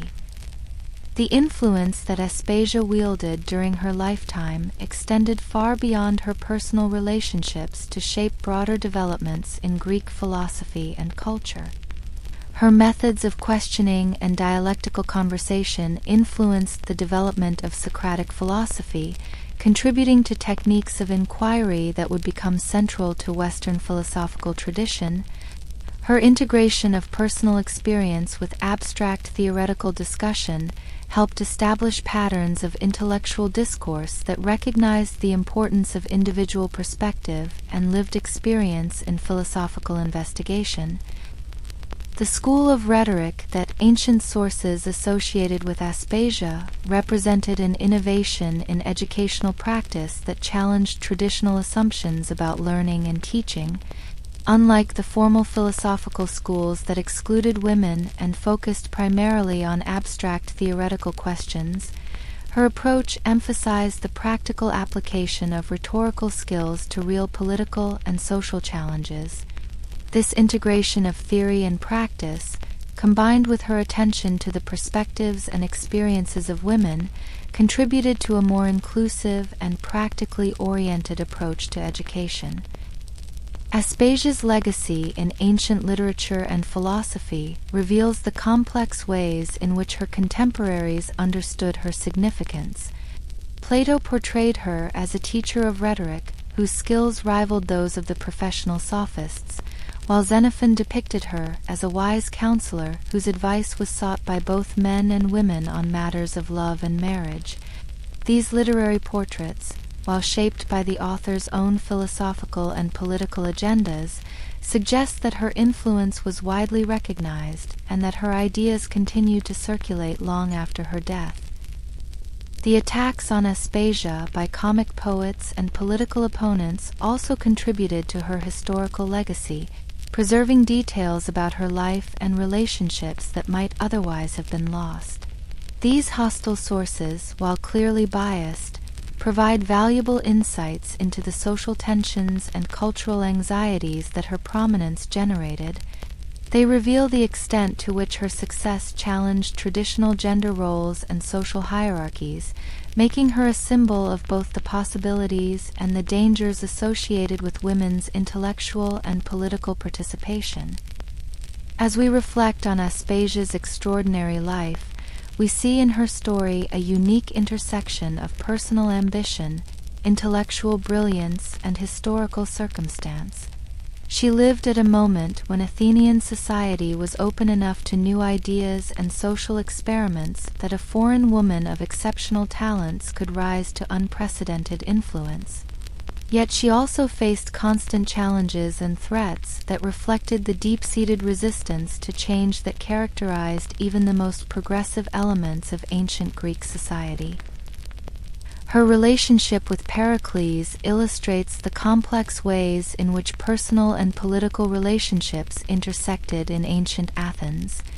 Their partnership was simultaneously a love affair, an intellectual collaboration, and a political alliance that shaped some of the most important developments in Athenian history. The controversies surrounding their relationship reveal the tensions between democratic ideals and traditional social hierarchies that continued to shape Greek society throughout its golden age. The salon that Aspasia maintained represents an early example of the kind of intellectual community that would become increasingly important in later periods of Western history. By creating a space where philosophers, politicians, artists, and other cultural figures could engage in sustained dialogue about fundamental questions, she helped establish patterns of intellectual sociability that influenced the development of universities, academies, and other institutions of higher learning. Her methods of philosophical inquiry, particularly her emphasis on questioning assumptions and exploring the practical implications of abstract ideas, contributed to developments in logic, rhetoric, and ethical theory that would influence Western thought for centuries. The integration of personal experience with theoretical investigation that characterized her approach helped establish precedents for more inclusive and empirically grounded forms of philosophical investigation. And so, as we prepare to leave the marble columns and olive groves of ancient Athens, carrying with us the memory of this remarkable woman who transformed the possibilities available to her gender and her profession, we might reflect on the universal human capacity for transcending the limitations imposed by circumstance and social convention. Aspasia's story reminds us that intelligence, courage, and determination can sometimes overcome even the most formidable barriers, creating opportunities for influence and achievement that previous generations might have thought impossible. Her life also illustrates the complex relationships between individual agency and social structure that continue to shape human experience. While her exceptional talents and favorable historical circumstances allowed her to achieve unprecedented influence, she never entirely escaped the vulnerabilities and limitations that affected all women in her society. Her story thus serves as both an inspiration and a reminder of the ongoing struggle for equality and recognition that has characterized women's experience throughout history. In the gentle shadows of evening that now fall across the Athenian agora, as the philosophers conclude their debates and the citizens return to their homes, we carry with us the image of a woman whose mind and spirit transcended the boundaries of her time, whose love affair with one of history's greatest statesmen became also a collaboration that helped shape the golden age of human civilization, whose courage in living according to her own vision of possibility opened new paths for future generations to explore. The daily rhythms of Aspasia's life in the Athens of Pericles reveal layers of complexity that illuminate not just her personal experience but the broader transformation of Greek society during its most creative period. Unlike Shamhat in Babylon, whose days were structured around the practical necessities of survival and the immediate demands of individual clients, Aspasia's routine reflected her unique position at the intersection of intellectual, political, and social currents that were reshaping the ancient world. Picture yourself awakening in Aspasia's house in the fashionable Koil district of Athens, where wealthy metics, foreign residents, established their households within sight of the Acropolis but respectfully distant from the most sacred precincts reserved for citizens. The house itself reflects her extraordinary status, larger and more elegant than the modest dwellings of ordinary residents, but decorated with the restraint that befits someone whose position, while influential, remains potentially precarious. The walls are painted with subtle geometric patterns in the Attic style, and the furniture, couches, tables, chests, displays the kind of refined craftsmanship that speaks to both wealth and cultivated taste. Your morning begins not with prayers to a single deity, as it might for Shamhat, but with acknowledgments to the complex pantheon that governed Greek life. Athena, the patron goddess of Athens, receives her due respect, but so do Aphrodite, who presides over love and beauty, Hermes, the messenger god who facilitates communication and commerce, and the Muses, those 9 sisters who inspire all forms of artistic and intellectual achievement. These devotions reflect the multifaceted nature of Aspasia's role in Athenian society. She must navigate political relationships, maintain her physical attractiveness, engage in sophisticated conversation, and contribute to the cultural life that defines the city's identity. The process of preparing for the day involves considerations unknown to women in most other circumstances. Your appearance must convey intelligence and sophistication rather than mere physical allure. The chiton you select is made from the finest linen, dyed in colors that are rich but not ostentatious, purple suggesting wealth and status, but in shades subtle enough to avoid accusations of inappropriate luxury. Your hair is arranged in styles that reflect the latest fashions while maintaining the dignity appropriate to your role as companion to one of Athens' most prominent statesmen. The cosmetics you apply serve different purposes than those used by common hetaira. Rather than the bold colors designed to attract attention in crowded taverns or public spaces, you choose subtle enhancements that accentuate your natural beauty without creating the theatrical effects associated with less refined forms of entertainment. The goal is to appear naturally radiant. as if your beauty emerges from inner health and contentment rather than artificial enhancement. This aesthetic reflects the Greek ideal of sophrosyne, the harmonious balance between different aspects of human nature that produces true elegance. Your morning routine includes intellectual as well as physical preparation. Before receiving visitors or attending to correspondence, you spend time reading, perhaps reviewing a philosophical text that will be discussed at the evening's symposium, or studying a speech by one of the great orators to refine your understanding of rhetorical technique. The ability to engage meaningfully with the most sophisticated thinkers of your time requires constant learning and preparation. You cannot rely simply on natural intelligence, but must continually expand your knowledge and sharpen your analytical skills.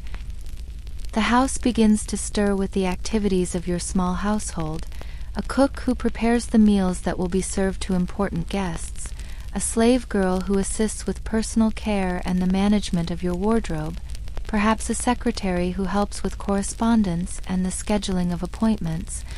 This domestic establishment, while modest by the standards of wealthy Athenian citizens, represents a significant achievement for a foreign woman and demonstrates the practical success that has grown from your intellectual and social accomplishments. As the morning advances, your house becomes a hub of communication and planning that connects to the broader networks of Athenian politics and culture. Messengers arrive with invitations to symposia hosted by prominent citizens. Letters come from intellectuals in other cities who seek your opinions on philosophical questions or your assistance in gaining introductions to important figures in Athens. Friends and colleagues stop by to discuss current events, share gossip about political developments, or seek advice on personal or professional matters. One of your regular morning visitors might be Anaxagoras, the natural philosopher whose theories about the fundamental nature of matter have revolutionized scientific thinking. He comes not just for intellectual stimulation, though your conversations about the relationship between mind and matter are genuinely productive for his theoretical work. He also seeks your insights into the political implications of his ideas. How will conservative Athenians react to theories that seem to challenge traditional religious beliefs? How can he present his ideas in ways that avoid the accusations of impiety that have destroyed other thinkers? Your advice to Anaxagoras draws on your deep understanding of Athenian psychology and social dynamics. You know which citizens are open to new ideas and which are likely to be threatened by them. You understand how philosophical concepts can be presented in ways that complement rather than challenge popular religious beliefs. Your foreign background gives you perspective on how Greek ideas appear to outsiders, while your intimate knowledge of Athenian society helps you predict how different groups will respond to innovative concepts. Another frequent visitor is Phidias, the master sculptor whose work on the Parthenon has established him as one of the greatest artists of the age. His conversations with you explore the relationship between artistic beauty and philosophical truth, questions that are central to Greek aesthetic theory, but that also have practical implications for his work on public monuments. How should the gods be portrayed to inspire both religious devotion and civic pride? What kinds of artistic choices will enhance Athens' reputation while avoiding accusations of hubris or impiety? Your discussions with Phidias reveal the extent to which aesthetic and political considerations intersect in Athenian culture. The sculptures that will decorate the Parthenon are not merely artistic expressions but political statements about Athenian values and aspirations. The way Athena is portrayed, the scenes from mythology that are selected for representation, the overall artistic program of the temple, all of these choices have implications for how Athenians understand themselves and how they are perceived by other Greek cities. Through your relationship with Pericles, you have access to information about the political considerations that influence these artistic decisions. Which mythological themes will best support Athens' claims to leadership in the Greek world? How can religious art serve diplomatic purposes by emphasizing shared Greek values while highlighting Athenian achievements? Your ability to integrate aesthetic, religious, and political perspectives makes you a valuable advisor on projects that will shape Athenian culture for centuries. The midday hours often bring visits from women seeking your guidance on matters ranging from personal relationships to family strategy.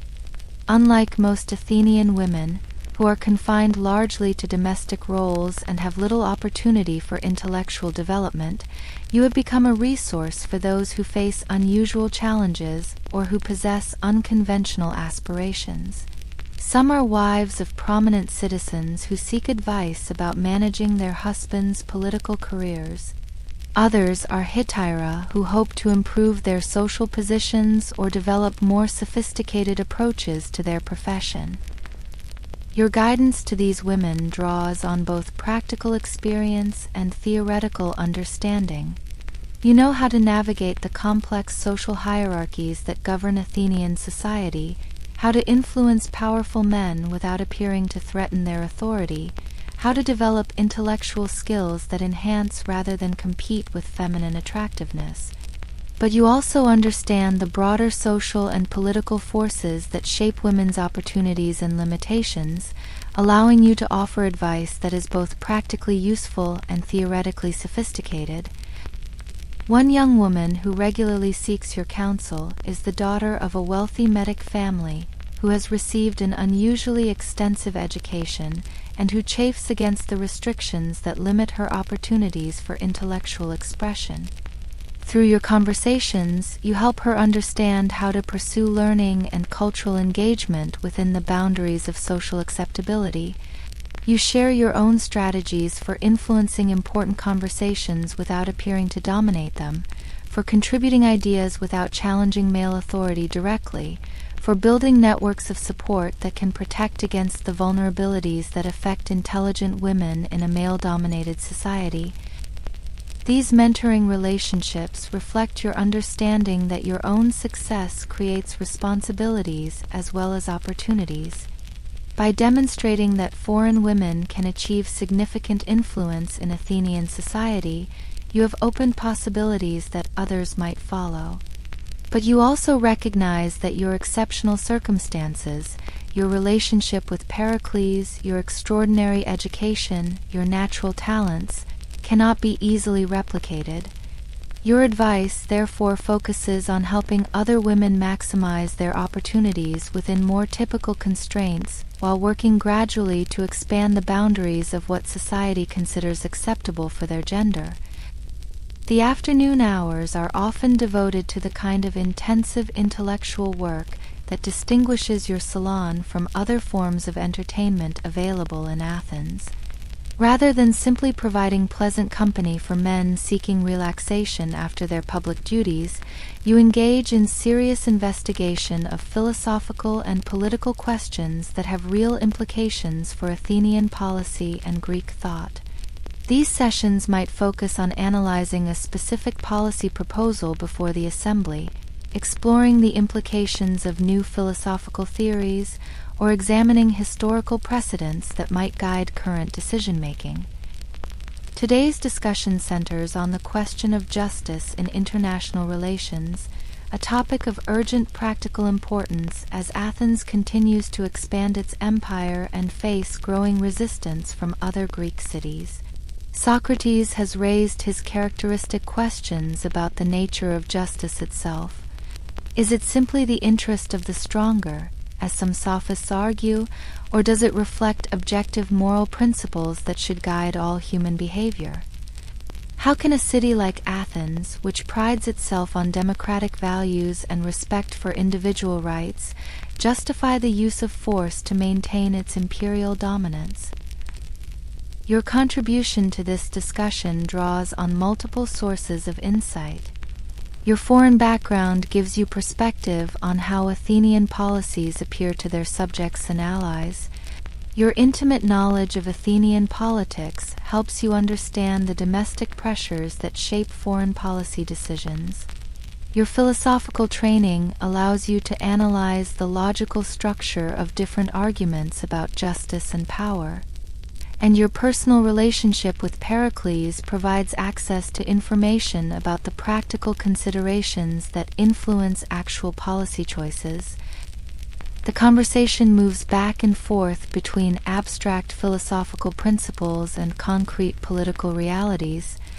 When Socrates argues that true justice must be based on knowledge of the good, you ask what this means for democratic decision-making. If justice requires specialized knowledge, how can ordinary citizens be trusted to make correct political choices? When another participant suggests that power naturally creates its own justification, you challenge this view by exploring its implications for relationships between individuals as well as cities. If might makes right in international affairs, why should this principle not apply to domestic relationships as well? These philosophical discussions are not merely academic exercises, but serious attempts to address real moral and political dilemmas facing Athenian society. The conclusions reached in your salon may influence the speeches that Pericles delivers to the assembly, the policies that Athens adopts toward its allies and enemies, the cultural values that shape education and social institutions. Your role as facilitator and participant in these conversations gives you indirect but real influence over some of the most important decisions of your time. As evening approaches, your house begins to prepare for what may be the most important part of your daily routine, the symposium that will bring together the most prominent intellectuals, politicians, and cultural figures in Athens for an evening of conversation, wine, and entertainment. These gatherings are central to Athenian social and political life, serving as informal forums where ideas are exchanged, alliances formed, and cultural trends established. Your ability to host successful symposia is crucial not just for your personal reputation, but for your ongoing influence in Athenian society. The preparations for the evening's symposium involve careful attention to both practical and symbolic details.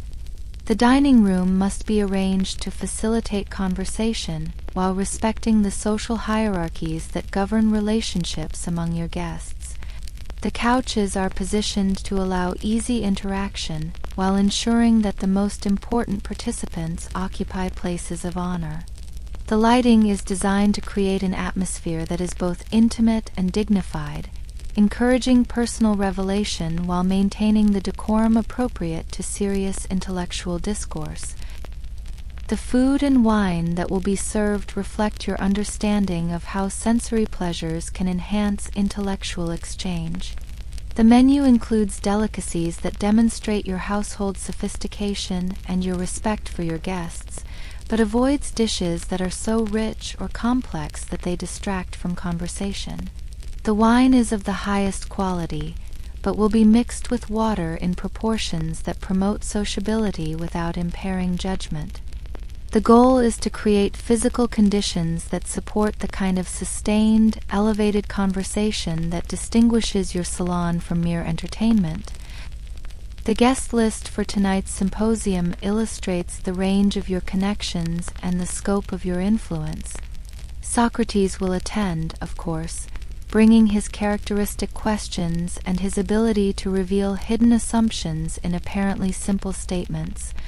Protagoras, the great sophist whose theories about the relativity of truth have sparked controversy throughout the Greek world, will offer perspectives that challenge traditional certainties.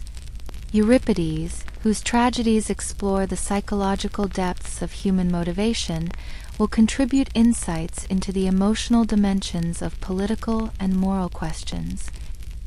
But the gathering will also include figures whose primary concerns are practical rather than theoretical. Nicias, the wealthy general whose military experience provides perspective on questions of strategy and leadership. Callias, the richest man in Athens, whose business interests connect to broader questions about economics and social policy. Cleon, the ambitious politician whose populist appeal illustrates changing patterns in democratic participation. The diversity of backgrounds and perspectives represented in your salon creates opportunities for insights that might not emerge in more homogeneous gatherings.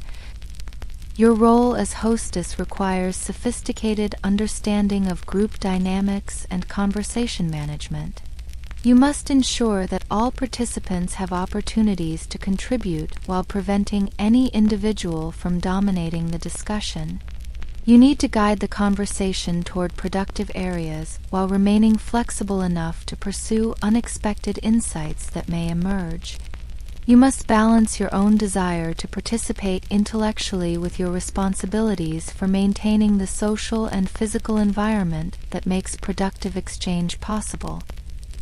As your guests arrive and the evening's conversation begins to develop, you demonstrate the complex skills that have made your salon one of the most important intellectual institutions in Athens.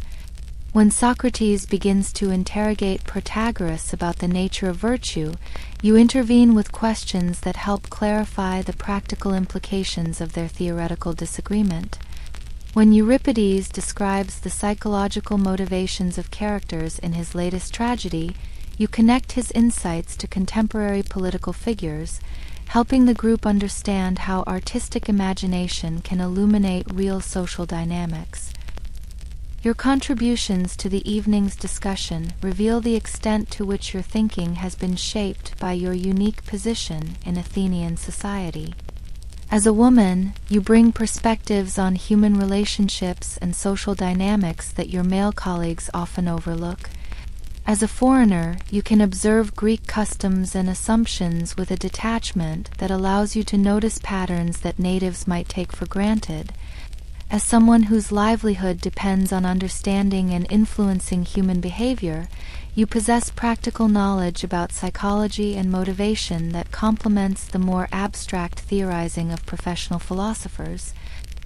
The evening's conversation touches on themes that will resonate through Western intellectual history: the relationship between individual excellence and social justice, the tension between democratic participation and expert knowledge, the proper role of emotion and reason in human decision-making, the foundations of moral obligation in human relationships. Your ability to contribute meaningfully to these discussions, to ask questions that open new avenues of inquiry, to synthesize insights from different participants, demonstrates the intellectual sophistication that has made you one of the most respected figures in Athenian cultural life. As the symposium concludes and your guests depart into the Athenian night, you reflect on the day's activities and their significance not just for your personal situation, but for the broader development of Greek civilization. The conversations that have taken place in your house will influence the ideas that shape Athenian policy, the artistic works that define Greek culture, the philosophical theories that will guide human thinking for centuries. Your role in facilitating and contributing to these exchanges gives you a form of influence that transcends the limitations typically imposed on women in ancient society. But you also remain aware of the precarious nature of your position and the constant vigilance required to maintain your influence without provoking the kind of backlash that could destroy everything you have achieved. The attacks on you by comic poets and political opponents serve as regular reminders that your success challenges fundamental assumptions about gender roles and social hierarchy. Your foreign status makes you vulnerable to accusations of corrupting Athenian values, while your profession exposes you to moral criticisms that could be used to undermine your credibility. The strategies you have developed for managing these challenges reveal both your political sophistication and your deep understanding of Athenian psychology. You are careful to present your ideas in ways that appear to support rather than challenge male authority, even when your insights are original and influential. You maintain appropriate deference to religious and cultural traditions while quietly working to expand the boundaries of acceptable behavior. You build networks of support and protection while avoiding the kind of formal alliances that might make you appear to be actively involved in political competition. The personal costs of maintaining this complex position are significant and ongoing.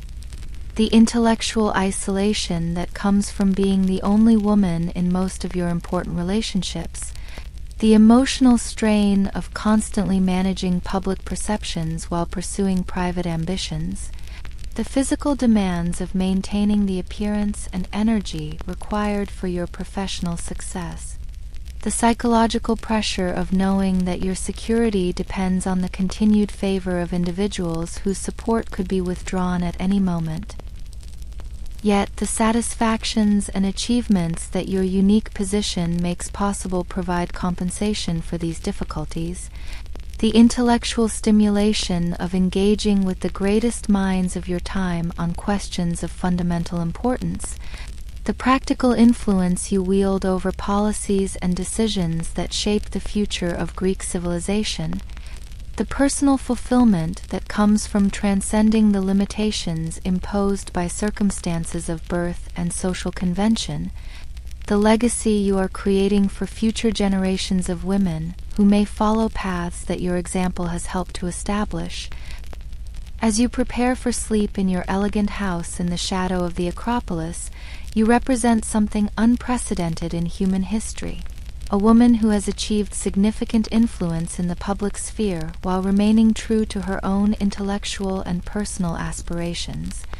Your relationship with Pericles has provided the foundation for this achievement, but your own talents and efforts have transformed that opportunity into something that extends far beyond personal success.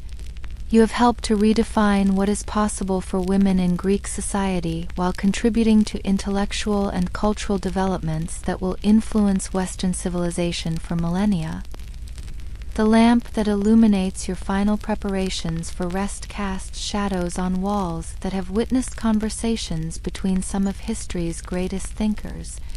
Tomorrow will bring new challenges and opportunities, new chances to influence the ideas and decisions that shape your world.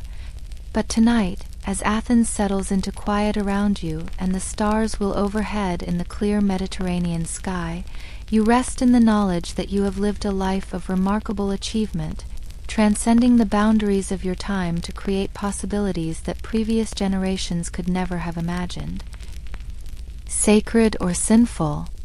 The temple prostitutes of ancient Mesopotamia.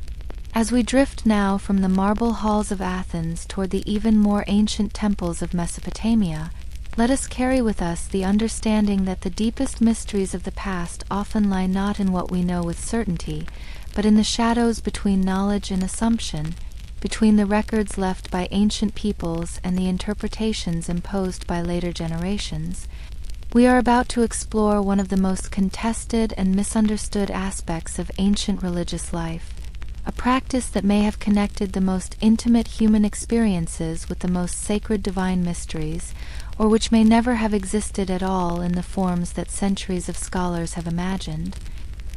Picture yourself standing in the courtyard of a great temple complex in ancient Uruk, some 5,000 years ago, when the world's first cities were rising from the fertile plains between the rivers. The ziggurat towers above you, its mud-brick steps ascending toward heaven like a stairway built for gods. The air is thick with the smoke of burning offerings, cedar wood and frankincense, barley grain and animal fat, creating a haze that seems to blur the boundaries between earth and sky, between human desire and divine will. In this sacred space, where priests and priestesses have served the goddess Inanna for generations beyond memory, you are about to witness, or perhaps fail to witness, one of history's most enigmatic rituals. The goddess they call Inanna in Sumerian, Ishtar in Akkadian, is known throughout the ancient Near East as the deity who governs both love and war, fertility and destruction, the creative and destructive powers that shape all life. Her temples dot the landscape from the Persian Gulf to the Mediterranean Sea, each one a center not just of worship but of economic activity, political influence, and social organization. Within these sacred precincts, according to some ancient sources and many modern interpretations, certain women performed acts of sexual intimacy as religious duties, channeling the goddess's creative power through their own bodies, transforming physical pleasure into spiritual communion. But as you stand in that ancient courtyard, breathing air heavy with incense and expectation, you begin to sense the first whispers of uncertainty that will haunt this topic for millennia. What exactly are you witnessing? Are these women priestesses performing sacred rituals, or are they simply prostitutes operating under religious protection? Are the men who approach them worshippers seeking divine blessing through physical union, or are they customers purchasing services in a convenient location? Are the activities taking place here fundamentally different from those in the secular districts of the city, or have later generations of interpreters imposed religious significance on practices that were always essentially commercial? These questions echo through the corridors of modern scholarship like voices calling in an empty temple. For more than a century, historians, archaeologists, and religious scholars have debated the existence and nature of what has come to be called sacred prostitution, or temple prostitution, in ancient Mesopotamia and the broader Near East. The debate has generated thousands of pages of academic writing, dozens of competing theories, and a remarkable degree of passionate disagreement among scholars who rarely display such emotion about other aspects of ancient life. The traditional view, developed primarily in the 19th and early 20th centuries, painted a picture of widespread ritual prostitution throughout the ancient Near East. According to this interpretation, temples dedicated to fertility goddesses regularly employed women who engaged in sexual acts with male worshippers as a form of religious service. These activities were understood as sacred marriages, reenacting the cosmic union between divine powers that ensured the fertility of crops, animals, and human populations. The women who participated were viewed not as degraded or exploited, but as honored servants of the goddess, channeling divine power through their physical bodies. This interpretation seemed to find support in various ancient sources. Greek historians like Herodotus described customs in Babylon where women were required to prostitute themselves once in their lives at the temple of Aphrodite. Biblical passages condemned these sacred prostitutes associated with Canaanite religious practices. Mesopotamian legal codes and administrative documents appeared to reference different categories of temple personnel whose functions might have included sexual services. Ancient literary texts described goddesses like Inanna engaging in sexual relationships that blessed the land with fertility. But as you move deeper into this ancient temple complex, following corridors that wind between chambers dedicated to different aspects of religious life, you begin to encounter evidence that complicates these seemingly clear testimonies. The cuneiform tablets found in temple archives speak of women with various religious titles, Naditu, Entu, Kadishtu, whose exact functions remain mysterious but whose social status appears to have been quite different from what we might expect of prostitutes. Some of these women came from the highest ranks of society, daughters of kings and nobles who dedicated their lives to religious service. Others appear to have been educated scribes and administrators who managed the temple's vast economic enterprises. The archaeological evidence from these temple sites tells an equally complex story. Excavations have revealed extensive facilities for ritual activities, storage areas for offerings and temple property, workshops where craftsmen created religious objects, and living quarters for religious personnel.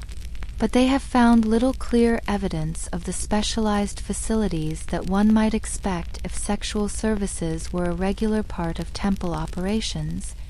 No chambers specifically designed for intimate encounters, no artistic representations of sacred marriage ceremonies, no ritual objects obviously connected to sexual worship.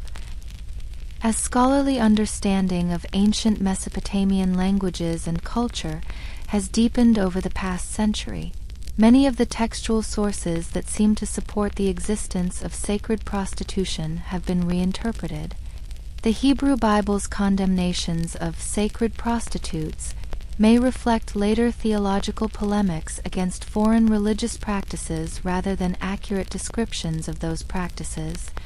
Herodotus's account of Babylonian customs has been recognized as containing numerous inaccuracies and may represent Greek misunderstandings of foreign rituals rather than eyewitness reporting. Legal texts that mention various categories of women associated with temples appear to be referring to different types of religious functionaries rather than different grades of prostitutes. The cuneiform literature that describes divine sexual relationships presents another layer of interpretive challenge. When ancient poets wrote about Inanna's sacred marriage to the shepherd god Dumuzi, were they describing actual ritual practices performed by human representatives of the deities, or were they using sexual metaphors to express spiritual truths about cosmic renewal and divine creativity?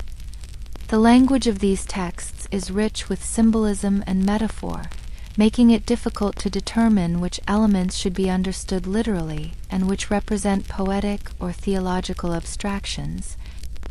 Consider, as you wander through the shadows of this ancient temple, the possibility that what later generations interpreted as sacred prostitution may have been something else entirely. Perhaps the women associated with these temples were indeed engaged in activities connected to fertility and sexuality, but not in the direct, physical ways that the term prostitution suggests. They may have been ritual specialists who performed ceremonies invoking the goddess's blessing on marriages, pregnancies, and harvests. They may have been counselors who provided guidance on intimate relationships and sexual health. They may have been dancers and performers who embodied divine feminine power through artistic expression rather than physical intimacy. The economic records from major temple complexes suggest that these institutions were involved in a wide range of activities that went far beyond religious ritual. They owned vast tracts of agricultural land, operated workshops and manufacturing facilities, engaged in trade and banking, provided education and medical services, and served as centers of legal and administrative activity. Within this complex economic ecosystem, women with various titles and functions played crucial roles that may have had little to do with prostitution in any form. The Natatu women, for example, appear to have been highly educated religious professionals who managed significant portions of temple wealth and operations. Many came from elite families and received inheritances that they administered on behalf of the temple. They lived in their own quarters within the temple complex, followed specific religious obligations including celibacy, and wielded considerable influence in both religious and secular affairs. These women clearly held positions of respect and authority that would be difficult to reconcile with roles as prostitutes, sacred or otherwise. Similarly, the Entu priestesses who served in the highest religious offices were often daughters of kings, chosen for their roles through elaborate selection processes that emphasized their purity and spiritual qualifications. They presided over major festivals, managed important temple properties, and served as intermediaries between the human and divine realms. Their celibate status was carefully maintained and legally protected, suggesting that their religious authority depended precisely on their separation from ordinary sexual relationships rather than their participation in sacred ones. Yet the mystery deepens as you explore other aspects of ancient Mesopotamian religious life. The goddess Inanna herself was intimately associated with sexuality, fertility, and the creative power of physical love. Her myths describe passionate relationships with various divine and mortal lovers. Her festivals included celebrations of abundance and fertility that may have involved ritualized expressions of sexuality. Her worship was connected to the agricultural cycles that depended on cosmic forces of renewal and regeneration. In this religious context, it would be surprising if human sexuality played no role at all in ritual practice. Perhaps the truth lies in a middle ground that acknowledges both the sacred significance of sexuality in ancient Mesopotamian religion and the absence of evidence for institutionalized prostitution in temple contexts. The rituals associated with Inanna may have included elements that honored and celebrated human sexuality without requiring temple personnel to engage in sexual acts with worshippers. The goddess's creative power may have been invoked through symbolic representations, artistic performances, and metaphorical language rather than through literal reenactment of divine sexual relationships. The seasonal festivals dedicated to Inanna provide glimpses of how sexuality and spirituality may have intersected in ancient Mesopotamian worship. During the sacred marriage ceremony that marked the beginning of each new year, the king or his representative may have participated in a ritual union with a priestess representing the goddess. But scholars now debate whether this ceremony involved actual sexual intercourse or whether it was a symbolic marriage performed through ritual gestures and sacred drama. The ambiguous language of the texts leaves room for multiple interpretations. As you move through the inner chambers of this ancient temple, where only the most privileged worshippers and highest-ranking religious personnel were permitted to enter, you encounter artwork and inscriptions that speak to the complex relationship between divine and human sexuality in Mesopotamian thought. Images of the goddess show her as both nurturing mother and seductive lover, powerful warrior and gentle protector. The poetry dedicated to her explores themes of desire and fulfillment, loss and renewal, the creative tension between male and female principles that generates all life. But these artistic and literary representations resist simple interpretation. When temple walls display images of couples in intimate embrace, are they depicting sacred marriage rituals, celebrating human love under divine protection, or simply acknowledging sexuality as one aspect of the goddess's domain? When prayers invoke Inanna's blessing on sexual relationships, are they requesting her intervention in literal human encounters, or are they using physical metaphors to express spiritual longings for union with the divine? The scholarly debate over these questions has been complicated by cultural and religious assumptions that scholars bring to their interpretation of ancient evidence. Early researchers, influenced by Victorian moral attitudes and Christian theological perspectives, may have been predisposed to see ancient Near Eastern religions as exotic and sexually deviant. Their interpretations of ambiguous texts and archaeological remains may have reflected their own cultural anxieties about sexuality and religion rather than accurate understanding of ancient practices. More recent scholarship has attempted to approach these questions with greater cultural sensitivity and methodological rigor. Feminist scholars have questioned assumptions about ancient women's agency and social status. Anthropologists have provided comparative perspectives on how sexuality and spirituality intersect in various cultures. Linguists have offered more nuanced translations of key terms and concepts. Archaeologists have applied more sophisticated analytical techniques to material remains from temple sites. This newer scholarship has generally moved away from the idea of widespread sacred prostitution while maintaining recognition of the important role that sexuality played in ancient Mesopotamian religious thought.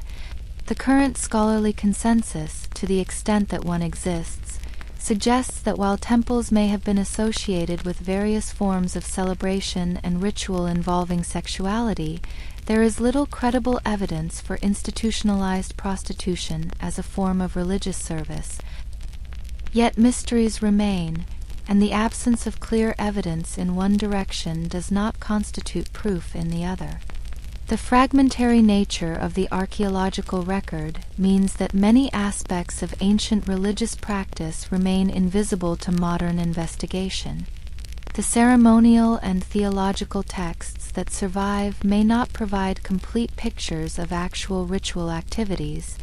The economic and administrative documents that offer our most reliable insights into temple operations may not record all the functions performed by religious personnel. As you stand now in the innermost sanctuary of this ancient temple, where the goddess's most sacred image once received the devotions of countless worshippers, you might reflect on the broader implications of this scholarly mystery. The debate over sacred prostitution touches on fundamental questions about how we understand the past, how we interpret fragmentary evidence, and how our own cultural assumptions shape our reconstruction of ancient life. The tendency to exoticize ancient Near Eastern religions, to see them as fundamentally different from and more primitive than later religious traditions, may have led scholars to accept claims about sacred prostitution that they would have rejected if applied to other cultural contexts. The assumption that ancient peoples were more comfortable with public expressions of sexuality may reflect modern romanticization of the past rather than accurate historical understanding. The interpretation of religious symbolism as literal practice may demonstrate the difficulty of crossing cultural and temporal boundaries to understand alien forms of spiritual expression.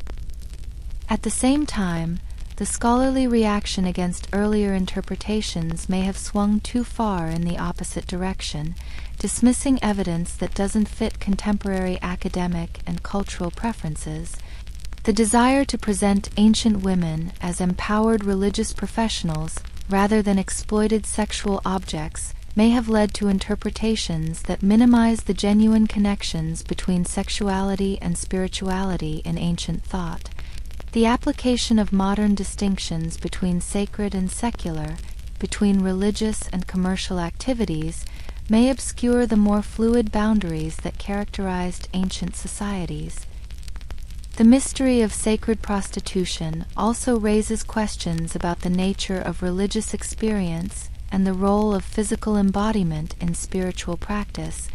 If ancient peoples did associate sexuality with divine creativity, if they did see human physical relationships as microcosms of cosmic forces, if they did understand the body as a vehicle for encountering the sacred, then their religious practices may have included elements that modern sensibilities find difficult to understand or accept. The challenge for contemporary scholars is to explore these possibilities without imposing either romantic idealization or moralistic condemnation on practices that emerged from fundamentally different worldviews.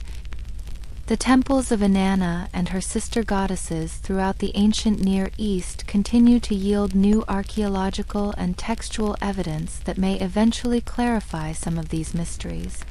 Recent excavations have uncovered additional administrative archives, ritual texts, and material remains that provide more detailed pictures of how these religious institutions actually functioned. New techniques for analyzing ancient DNA, studying microscopic residues, and dating archaeological materials may provide information about activities that left no obvious traces in the historical record. But some aspects of this mystery may ultimately prove unsolvable given the nature of the available evidence. The most intimate aspects of religious experience often leave no material traces.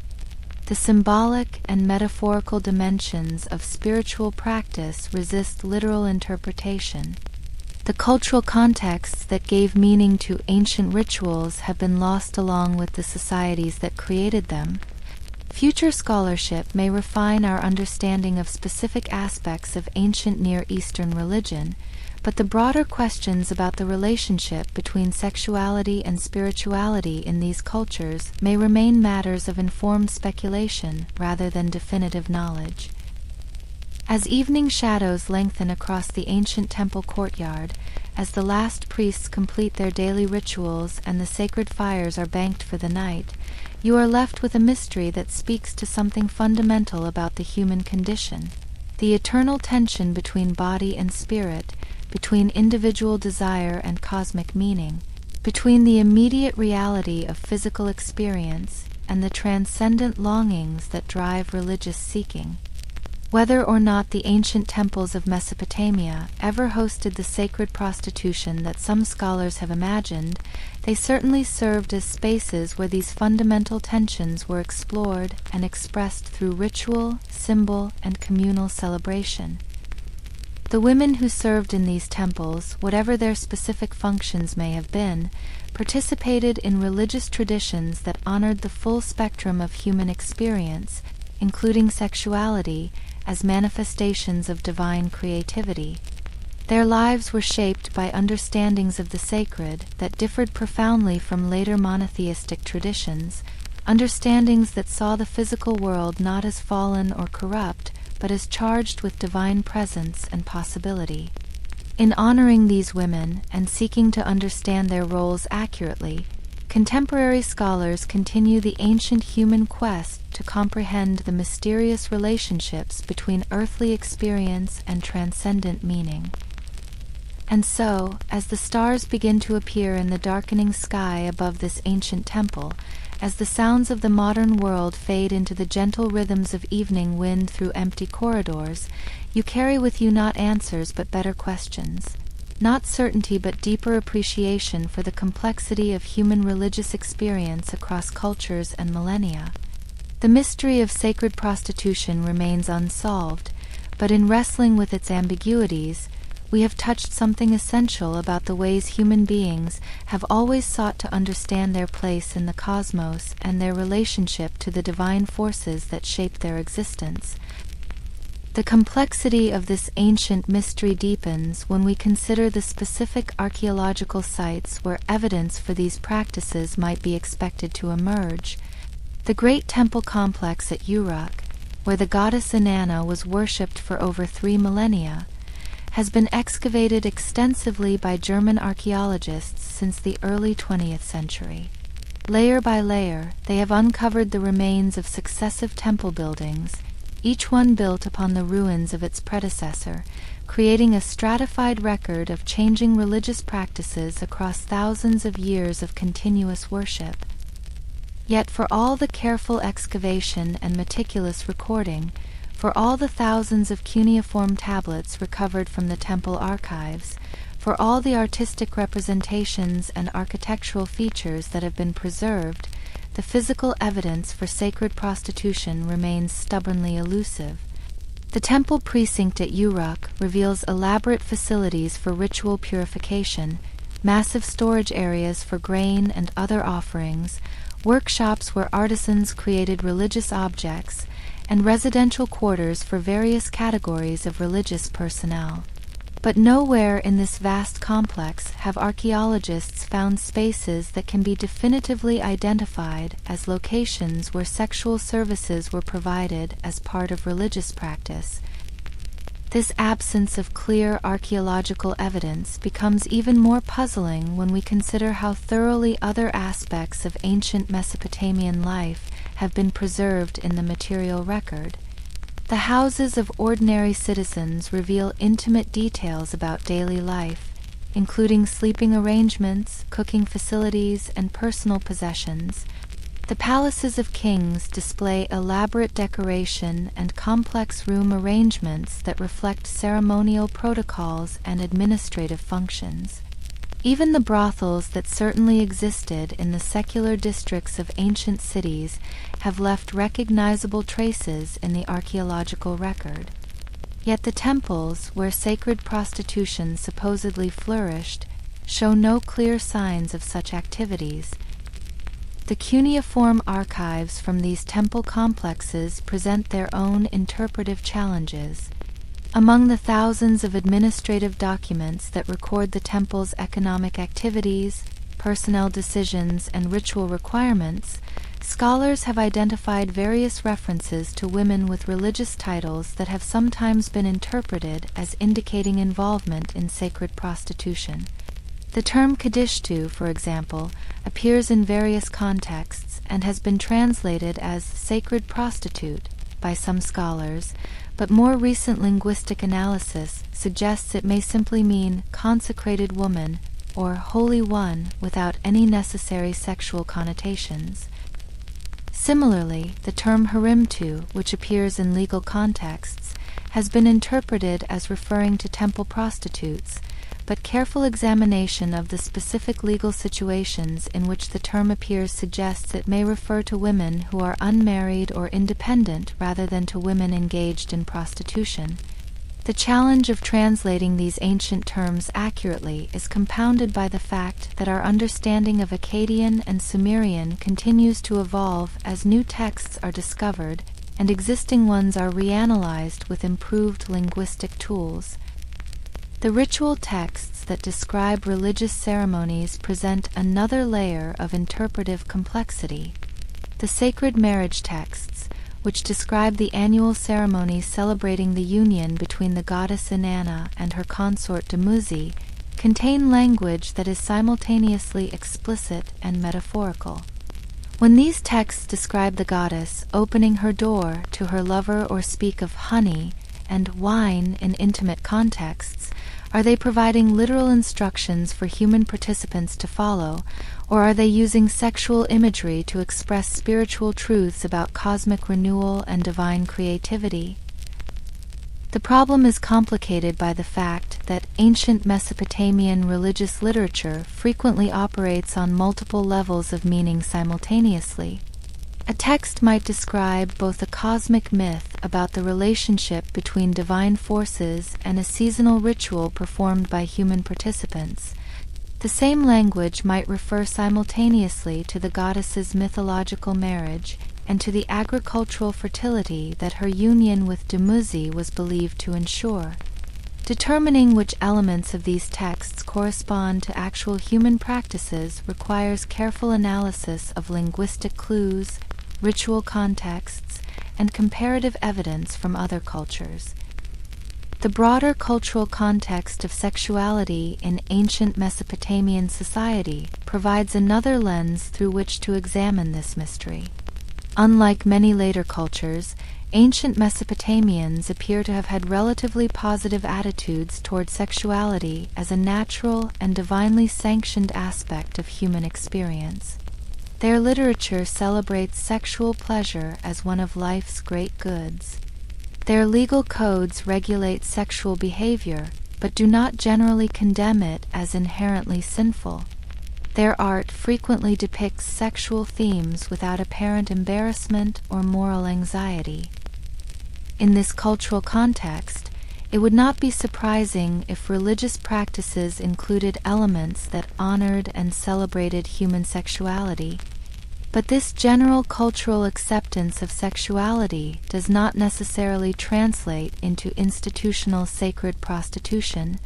Indeed, the evidence suggests that ancient Mesopotamians made clear distinctions between different types of sexual relationships and different social contexts for sexual activity. Marriage was highly valued and legally protected. Adultery was condemned and punished. Prostitution existed, but was regulated and confined to specific social and geographical contexts.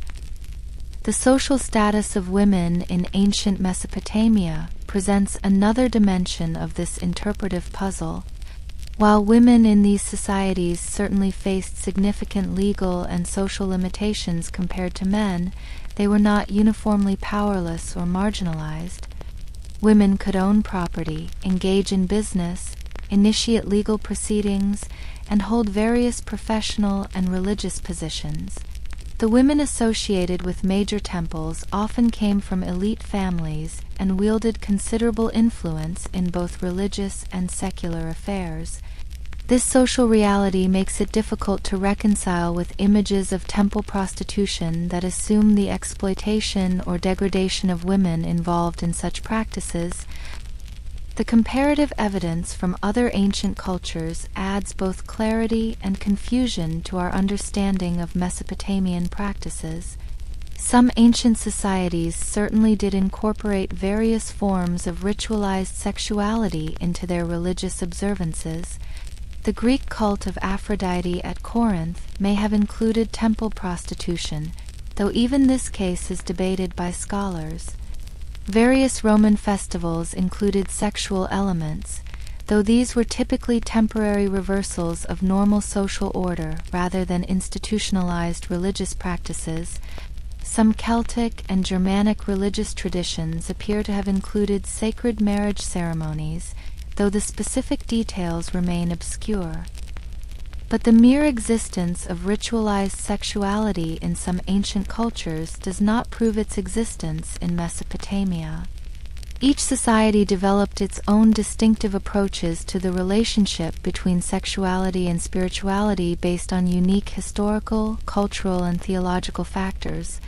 The assumption that all ancient fertility religions must have included similar practices reflects a scholarly tendency to generalize from limited evidence, rather than to examine each culture on its own terms.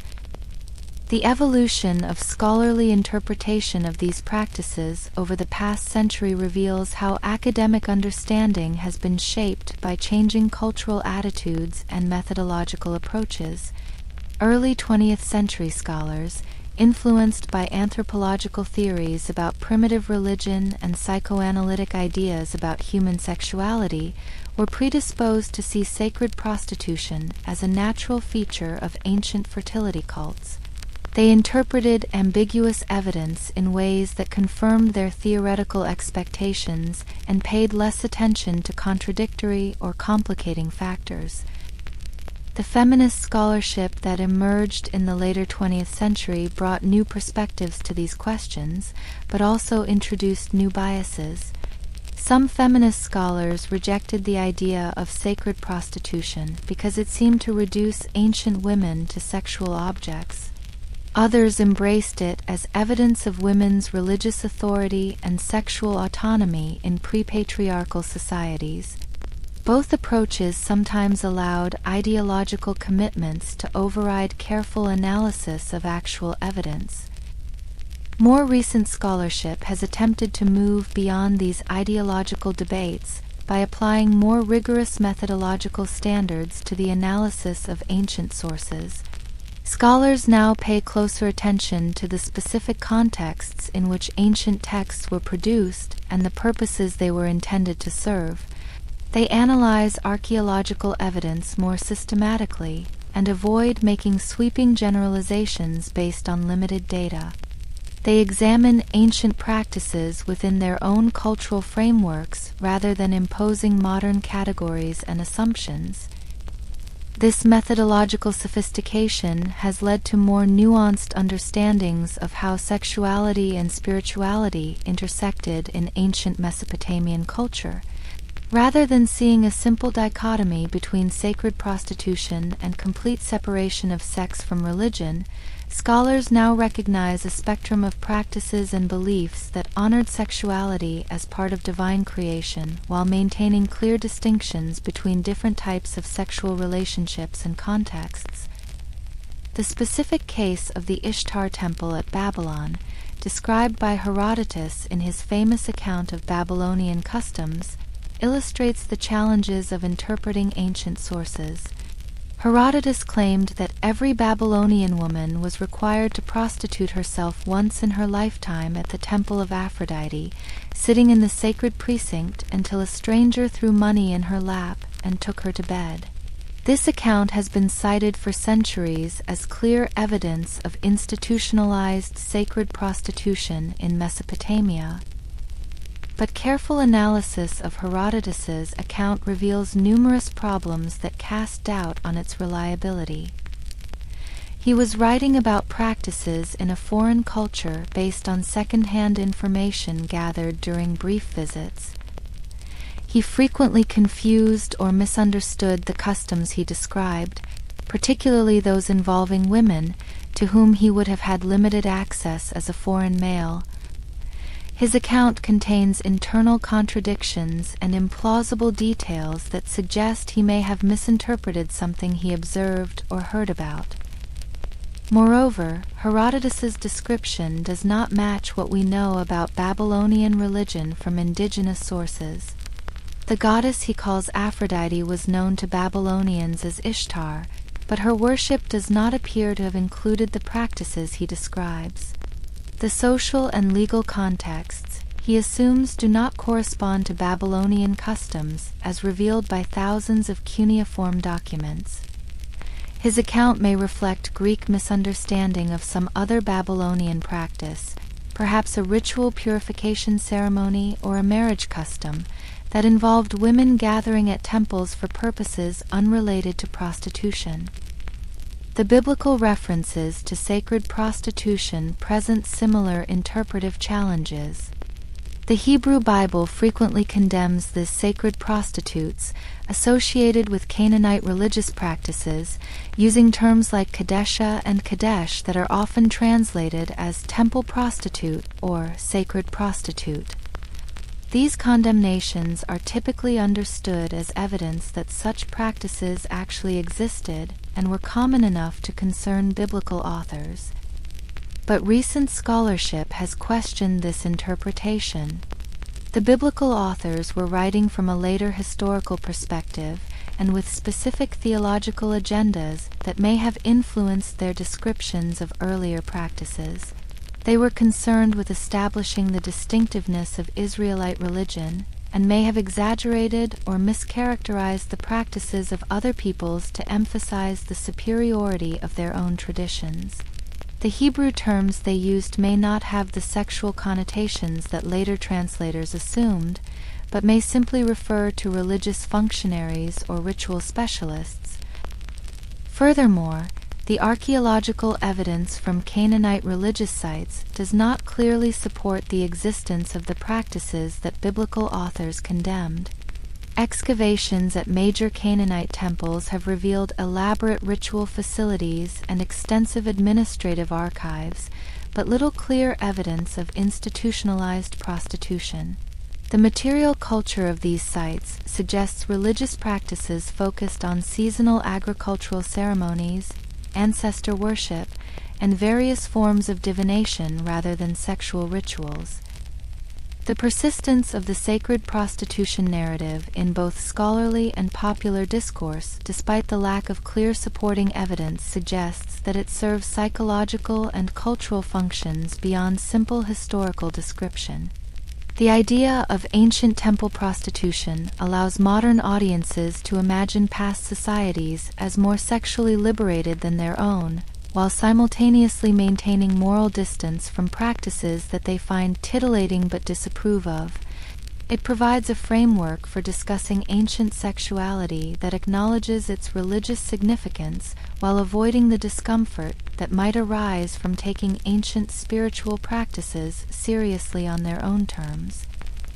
The sacred prostitution narrative also reflects broader assumptions about the relationship between sexuality and spirituality that may say more about modern religious attitudes than about ancient practices. The assumption that ancient fertility religions must have included literal sexual practices reflects a materialistic understanding of religious symbolism that may not correspond to how ancient peoples actually understood their own rituals. The tendency to sexualize ancient goddess worship may reflect contemporary fascination with feminine religious authority rather than accurate historical understanding. As archaeological techniques continue to advance and new textual sources are discovered, our understanding of ancient Mesopotamian religious practices will undoubtedly continue to evolve. Recent excavations have uncovered additional temple archives that provide more detailed information about the daily operations of religious institutions. New methods for analyzing ancient organic materials may reveal traces of activities that left no obvious archaeological signature. Improved linguistic analysis of cuneiform texts may clarify the meanings of terms that have been debated for decades. But some aspects of this mystery may ultimately remain beyond the reach of historical investigation. The most intimate dimensions of religious experience often leave no material traces. The symbolic and metaphorical aspects of ritual practice resist literal interpretation. The cultural contexts that gave meaning to ancient ceremonies have been lost along with the societies that created them. Future scholarship may refine our understanding of specific details, but the broader questions about the relationship between sexuality and spirituality in ancient Mesopotamia may remain matters of informed speculation rather than definitive knowledge. Perhaps the most important lesson to be drawn from this scholarly odyssey is the need for humility in approaching the mystery of the past. The ancient peoples of Mesopotamia lived in worlds that were simultaneously familiar and alien to modern experience. They shared fundamental human concerns about survival, meaning, and transcendence, but they addressed these concerns through cultural forms and spiritual practices that emerged from very different historical circumstances. Our attempts to understand their religious lives must balance respect for their distinctiveness with recognition of our shared humanity. The women who served in the temples of Inanna and Ishtar, whatever their specific roles may have been, participated in religious traditions that honored the full complexity of human experience. They lived at the intersection of the sacred and the mundane, the spiritual and the physical, the individual and the communal. Their stories, fragmentary as they remain, speak to the eternal human quest to find meaning and transcendence within the limitations and possibilities of embodied existence. In honoring their memory and seeking to understand their lives accurately, we continue our own ancient human conversation about the nature of the sacred and its relationship to the deepest dimensions of human experience. Silk curtains versus stone corners, high-class courtesans versus street workers in ancient Rome.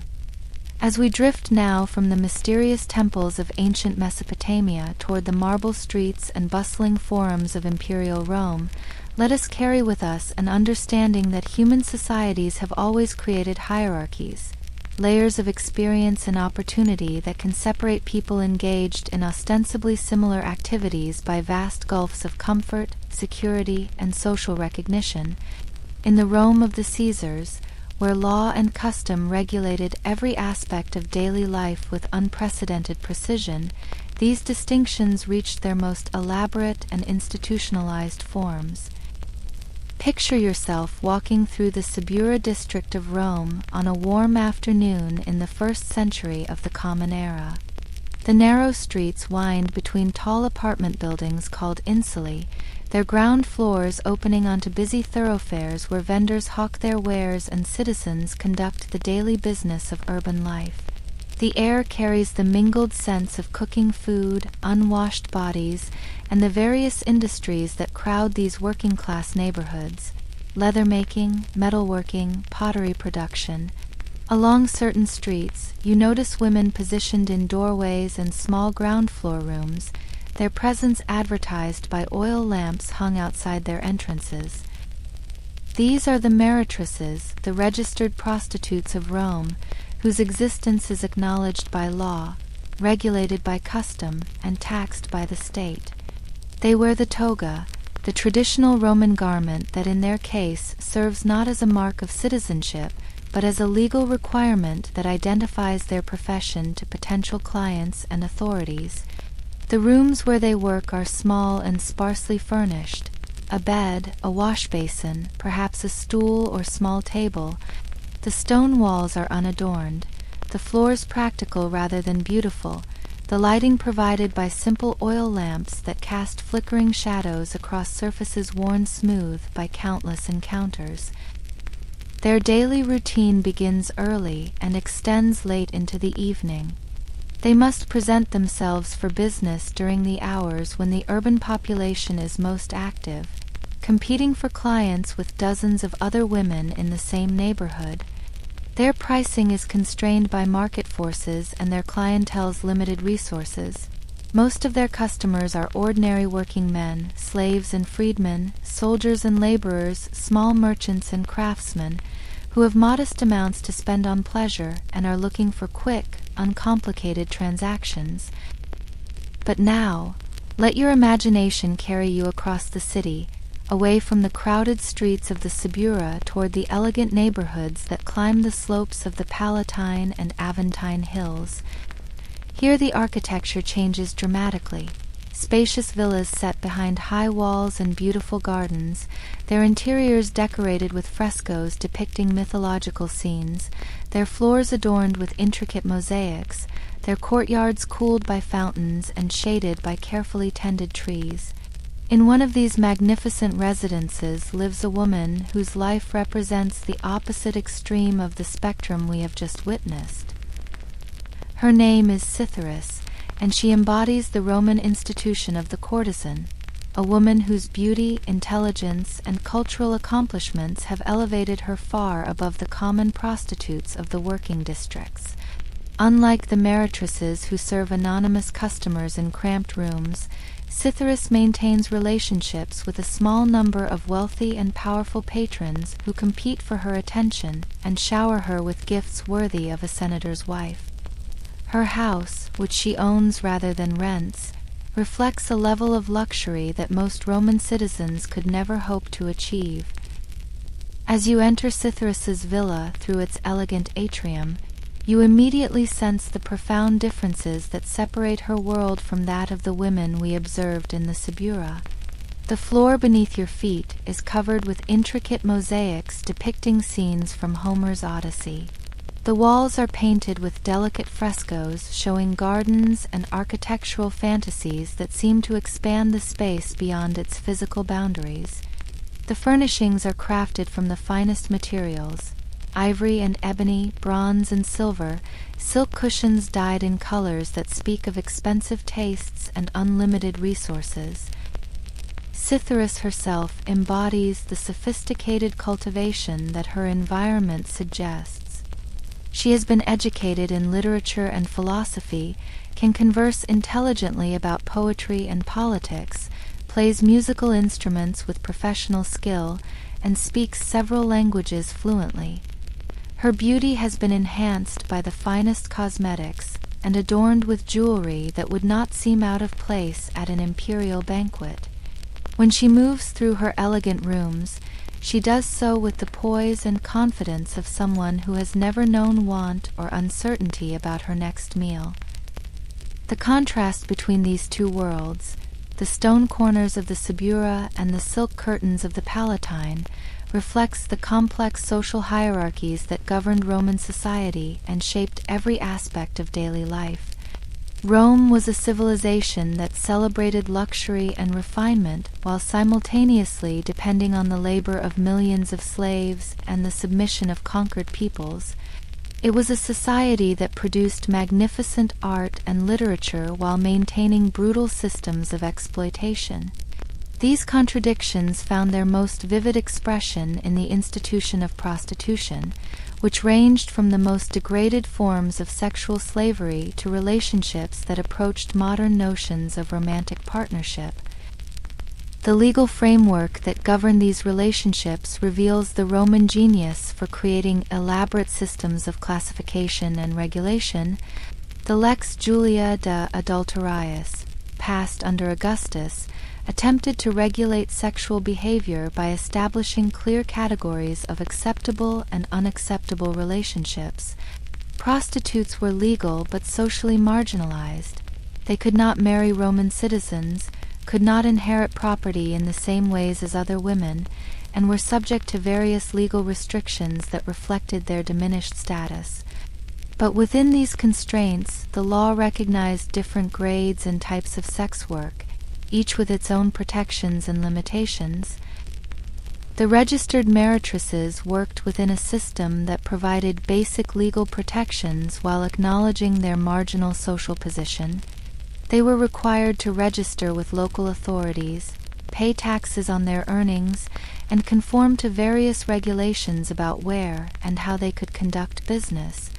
But registration also provided certain benefits: legal recourse against clients who refused to pay or became violent, protection against arbitrary arrest, and the right to accumulate property and savings. While their social status remained low, they were not entirely without rights or legal standing. The system of licensed brothels called lupanaria provided another tier of regulated sex work. These establishments, often located in specific districts or near entertainment venues like theaters and baths, offered standardized services in purpose-built facilities. The rooms were small but designed for their function, with stone beds, wash basins, and basic furnishings. Prices were regulated and publicly posted, creating a predictable market for both customers and workers. The women who worked in these establishments were typically slaves or freed women with limited economic alternatives, but the institutional framework provided some protection against the worst forms of exploitation. Yet, even within these regulated systems, the reality of daily life varied enormously depending on individual circumstances. Some meretresses managed to accumulate savings and eventually purchase their freedom or establish independent businesses. Others remained trapped in cycles of poverty and dependence that offered little hope of advancement. Some found patrons who treated them with kindness and respect. Others endured violence and exploitation that the legal system did little to prevent. The formal structures of Roman law provided frameworks for these relationships, but could not eliminate the fundamental inequalities and vulnerabilities that shaped most women's experiences. The slave-based prostitution that existed alongside these regulated systems represents the darkest aspect of Roman sexual commerce. Women captured in war or born into slavery had no legal rights, no protection against abuse, and no hope of improving their circumstances through their own efforts. They were property to be bought, sold, and used according to their owners' wishes. The profits from their labor belonged entirely to their masters, who might be individuals, families, or business enterprises that operated multiple brothels. These women lived in conditions that modern observers would recognize as sex trafficking, with no legal recourse and no realistic possibility of escape. The physical conditions under which enslaved sex workers lived reflect the brutal realities of their situation. They were typically housed in small, windowless cells beneath or behind the establishments where they worked. Their quarters lacked basic amenities and were designed for confinement rather than comfort. They were fed minimally and clothed poorly, as their owners sought to maximize profits by minimizing expenses. Medical care was provided only when absolutely necessary to maintain their ability to work. When they became ill, injured, or too old to attract customers, they might be sold to even worse situations or simply abandoned to die. The contrast with Cytherea's luxurious lifestyle could hardly be more stark. Where enslaved women faced constant surveillance and had no control over their daily routines, Cytherea enjoys freedom of movement and choice about how to spend her time. Where they were fed basic rations and wore rough clothing, she dines on delicacies and dresses in silk and fine linen. Where they were confined to cramped cells, she moves freely through spacious rooms filled with beautiful objects. Where they had no hope of changing their circumstances, she actively shapes her relationships and manages her career. Cytherea's daily routine reflects the privileges that her status affords. She rises at her own pace in a comfortable bed adorned with soft linens and silk coverlets.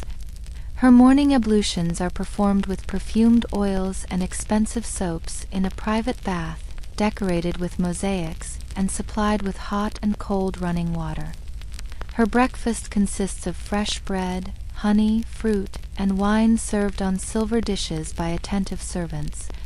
She spends her mornings reading poetry, practicing musical instruments, or receiving instruction from private tutors who help her maintain the cultural accomplishments that are essential to her profession.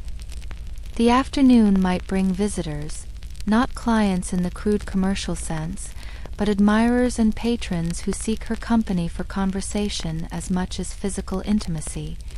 These relationships unfold according to social protocols that emphasize mutual pleasure and respect rather than simple economic transaction. Her visitors bring gifts: jewelry, silk, rare books, exotic foods, that reflect both their wealth and their appreciation for her companionship. The interactions that follow combine intellectual discourse, artistic performance, and physical intimacy in ways that approximate the ideal relationships celebrated in Roman love poetry. The education that enables Cytheris to participate in these sophisticated relationships represents one of the most significant differences between her situation and that of common prostitutes. While most women in the lower levels of sex work remain illiterate and culturally isolated, she has been trained in the liberal arts that were considered essential for educated Romans. She can read and discuss the works of Virgil and Ovid, analyze the rhetorical techniques used by famous orators, and engage in philosophical conversations about Stoic and Epicurean approaches to ethics and happiness. This education serves practical as well as intellectual purposes. Wealthy Roman men often sought companions who could provide mental stimulation as well as physical pleasure. The ability to discuss literature and politics, to appreciate art and music, to engage in witty conversation about current events. These skills were as important as physical beauty in attracting and maintaining the attention of desirable patrons. Cytheris's education thus represents an investment in her professional success as well as her personal development. The relationships that Cytheris maintains with her patrons illustrate the complex negotiations of power and affection that characterized elite Roman sexual culture. Unlike the brief, anonymous encounters typical of street prostitution, these relationships often extend over months or years and involve genuine emotional connections alongside their commercial dimensions. Her patrons compete for her exclusive attention, showering her with expensive gifts and sometimes making her the center of their social lives. They introduce her to their friends, invite her to exclusive gatherings, and treat her opinions with respect even as they maintain their superior social positions.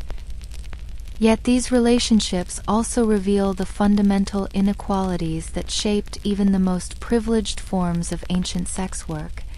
Despite her wealth and education, despite the respect she commands and the luxury she enjoys, Cytheris remains vulnerable to the whims and changing circumstances of her patrons.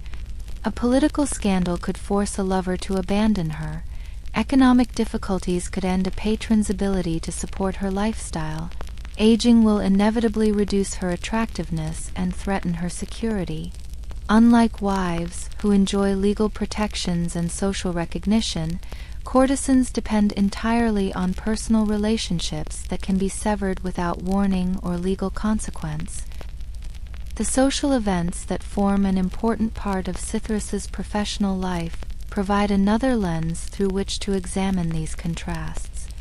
She regularly attends dinner parties, theatrical performances, and cultural gatherings where she mingles with senators, wealthy merchants, and prominent artists.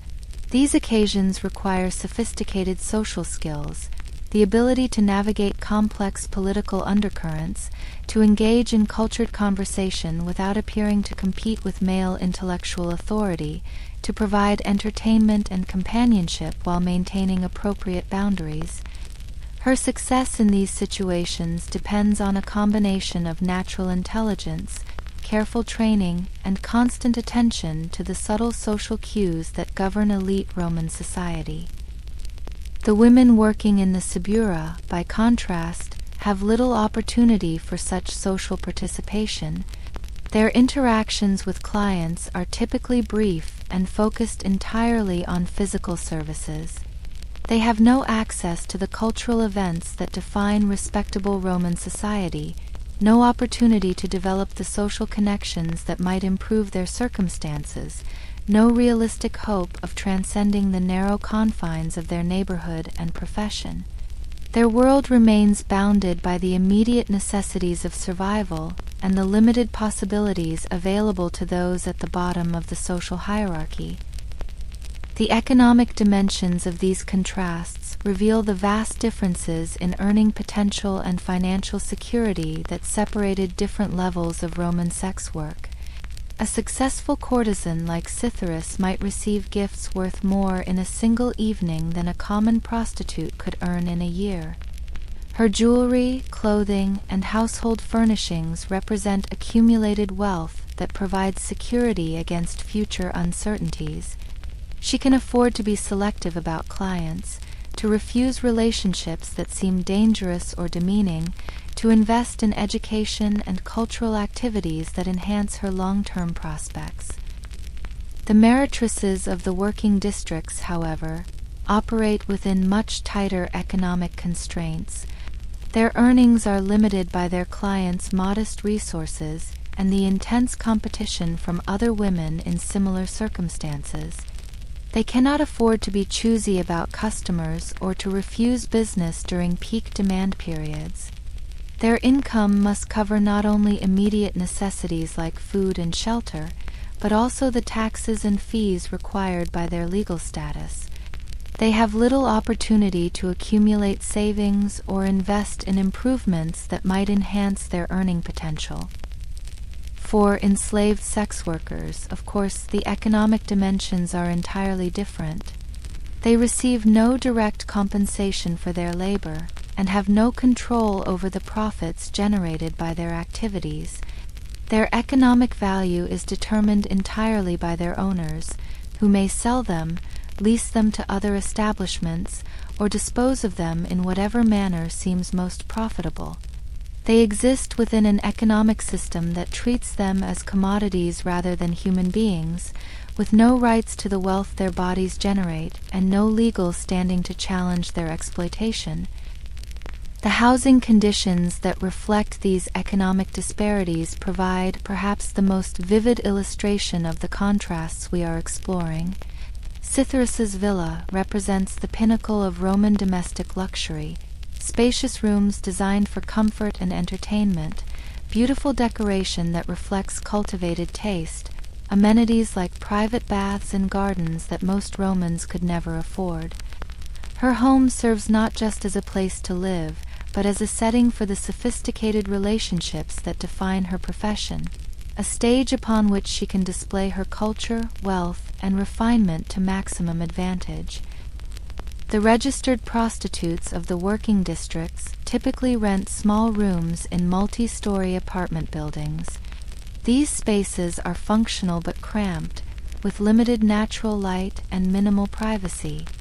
The furnishings are basic: a bed, wash basin, and storage chest, chosen for durability rather than beauty. The walls are undecorated stone or brick, the floors practical rather than ornamental. These rooms serve their purpose efficiently, but offer little comfort or beauty to either the women who work in them or the clients they serve. The enslaved women face the harshest housing conditions of all, confined to underground chambers or small rooms behind the establishments where they work. These spaces are designed for containment rather than habitability, with minimal light, poor ventilation, and no amenities beyond the absolute necessities. The women are crowded together in conditions that prioritize their owners' profits over their basic human needs. Privacy is non-existent, comfort unimaginable, and the very architecture reinforces their status as property rather than people. As evening falls across the eternal city, as oil lamps begin to flicker in windows throughout the 7 hills, these contrasts become even more pronounced. In her elegant villa, Cytheris prepares for an evening of sophisticated entertainment. Her servants have prepared a banquet featuring delicacies from across the empire. The dining room has been decorated with fresh flowers and additional lamps. Musicians have been hired to provide accompaniment for the evening's conversations. Her guests will include some of the most powerful and cultured men in Rome, and the discussions will range across literature, politics, philosophy, and art. Meanwhile, in the narrow streets of the Subura, the working prostitutes begin their busiest hours. The men who seek their services have finished their daily labor, and are looking for affordable entertainment and companionship. The interactions that follow are brief and focused primarily on physical satisfaction. The conversations, such as they are, deal with immediate practical matters rather than elevated topics. The rooms where these encounters take place offer no beauty or refinement to enhance the experience, simply functional spaces where human needs are met in the most basic ways. And in the darkest corners of the city, enslaved women begin another night of forced labor. They have no choice about their customers, no control over their activities, no hope of escape from their circumstances.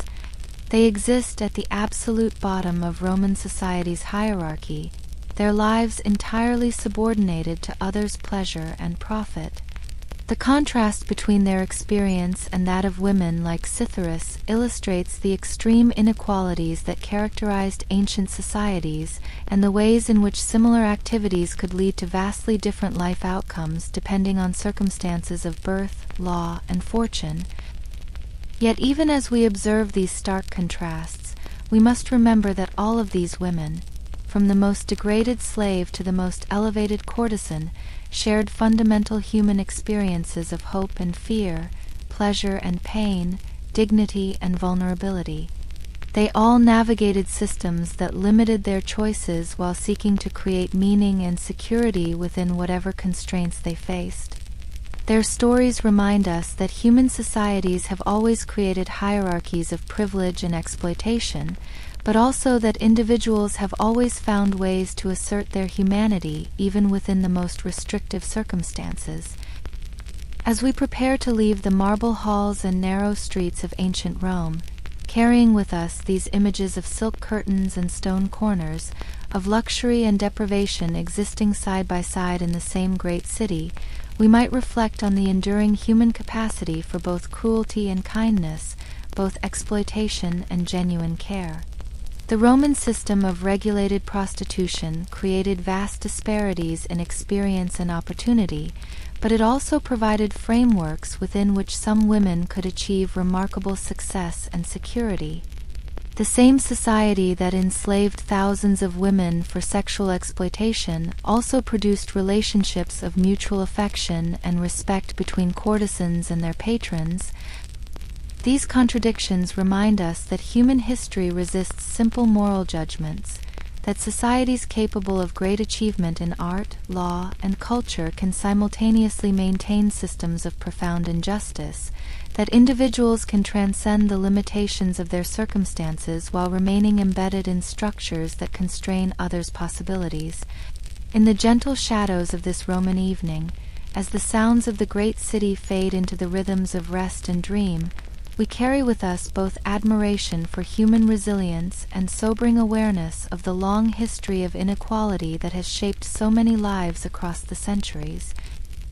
The seasonal rhythms that governed Roman life affected these different levels of sex work in markedly different ways, revealing yet another dimension of the contrasts that separated the silk-draped chambers of elite courtesans from the stone corners where common prostitutes conducted their trade. During the sweltering summer months, when the wealthy fled Rome for their country villas and coastal retreats, Cytheris might accompany a favored patron to his estate in the hills outside the city. There, surrounded by vineyards and olive groves, cooled by mountain breezes and entertained by the finest musicians and poets of the age, she would spend months living a life that rivaled that of any aristocratic Roman matron. These summer sojourns provided opportunities for the kind of sustained intimacy and intellectual companionship that distinguished the highest levels of courtesan culture from mere commercial transaction. Away from the political pressures and social obligations of urban life, her relationships with patrons could develop dimensions of genuine partnership and mutual affection. They might spend mornings walking through gardens discussing philosophy, afternoons reading poetry in shaded alcoves, evenings dining under the stars while listening to performances by renowned artists. The rural setting allowed for a more natural rhythm of interaction, one that approached the ideal of romantic love celebrated in Roman literature. But for the women working in the crowded districts of the city, summer brought only increased hardship. The heat made their small, poorly ventilated rooms nearly unbearable during the day. Their clientele, consisting primarily of urban workers who could not afford to leave the city, became more irritable and demanding as temperatures rose. The risk of disease increased in the sweltering conditions, while the lack of access to cooling amenities like private baths made basic hygiene more challenging. They had no escape from the oppressive urban environment, no wealthy patrons to whisk them away to pleasant country estates. The enslaved women faced the most severe summer conditions of all. Confined to underground chambers or windowless rooms, they suffered in stifling heat with no relief. Their owners, more concerned with maintaining business operations than worker comfort, provided minimal accommodation to the seasonal conditions. Illness and death rates climbed during the hottest months, but these losses were simply calculated as business expenses, acceptable costs of maintaining profitable operations in a system that treated human beings as disposable commodities. Winter brought different but equally revealing contrasts. Cythrus's villa was equipped with sophisticated heating systems, hypocausts that circulated warm air beneath floors and within walls, braziers that provided additional warmth in specific rooms, and abundant supplies of fuel to maintain comfortable temperatures throughout the cold months. Her winter wardrobe included garments made from the finest wool and silk, lined with fur from exotic animals, designed both for warmth and continued elegance. She might host intimate gatherings around crackling fires where guests reclined on soft couches covered with thick blankets while servants provided warmed wine and rich foods. The working prostitutes faced winter with far fewer resources. Their small rooms were difficult to heat efficiently, and fuel was expensive. They might burn charcoal in small braziers, but the poor ventilation made this dangerous, and many women suffered from smoke inhalation or carbon monoxide poisoning. Their winter clothing was practical but insufficient, rough wool garments that provided basic warmth but little comfort. They competed for clients who were less inclined to venture out in cold weather, making winter months economically challenging as well as physically uncomfortable. For enslaved women, winter could be deadly. Their underground chambers were damp and cold, with no heating provisions. They were provided with minimal clothing and bedding, as their owners saw little profit in investing in their comfort. Respiratory illnesses flourished in these conditions, and many women did not survive the harsh winter months.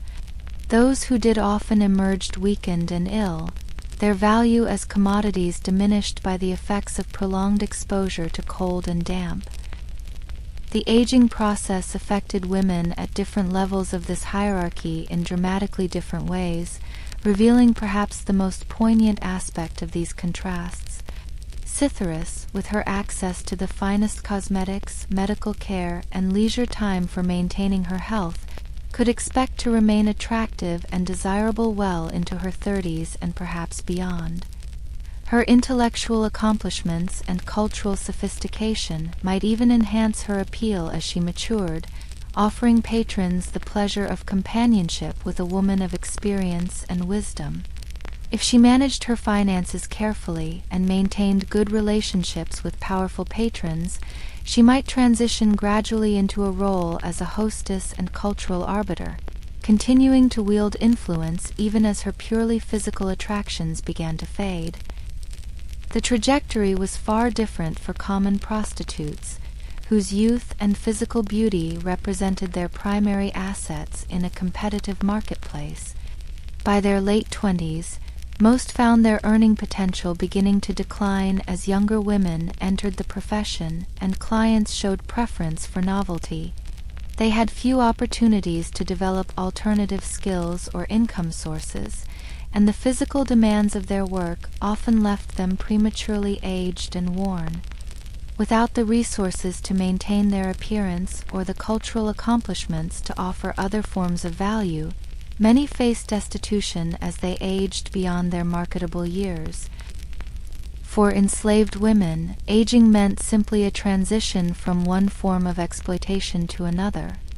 When they became too old or ill to attract customers, they might be sold to work in other capacities, as domestic slaves, agricultural laborers, or workers in various industries.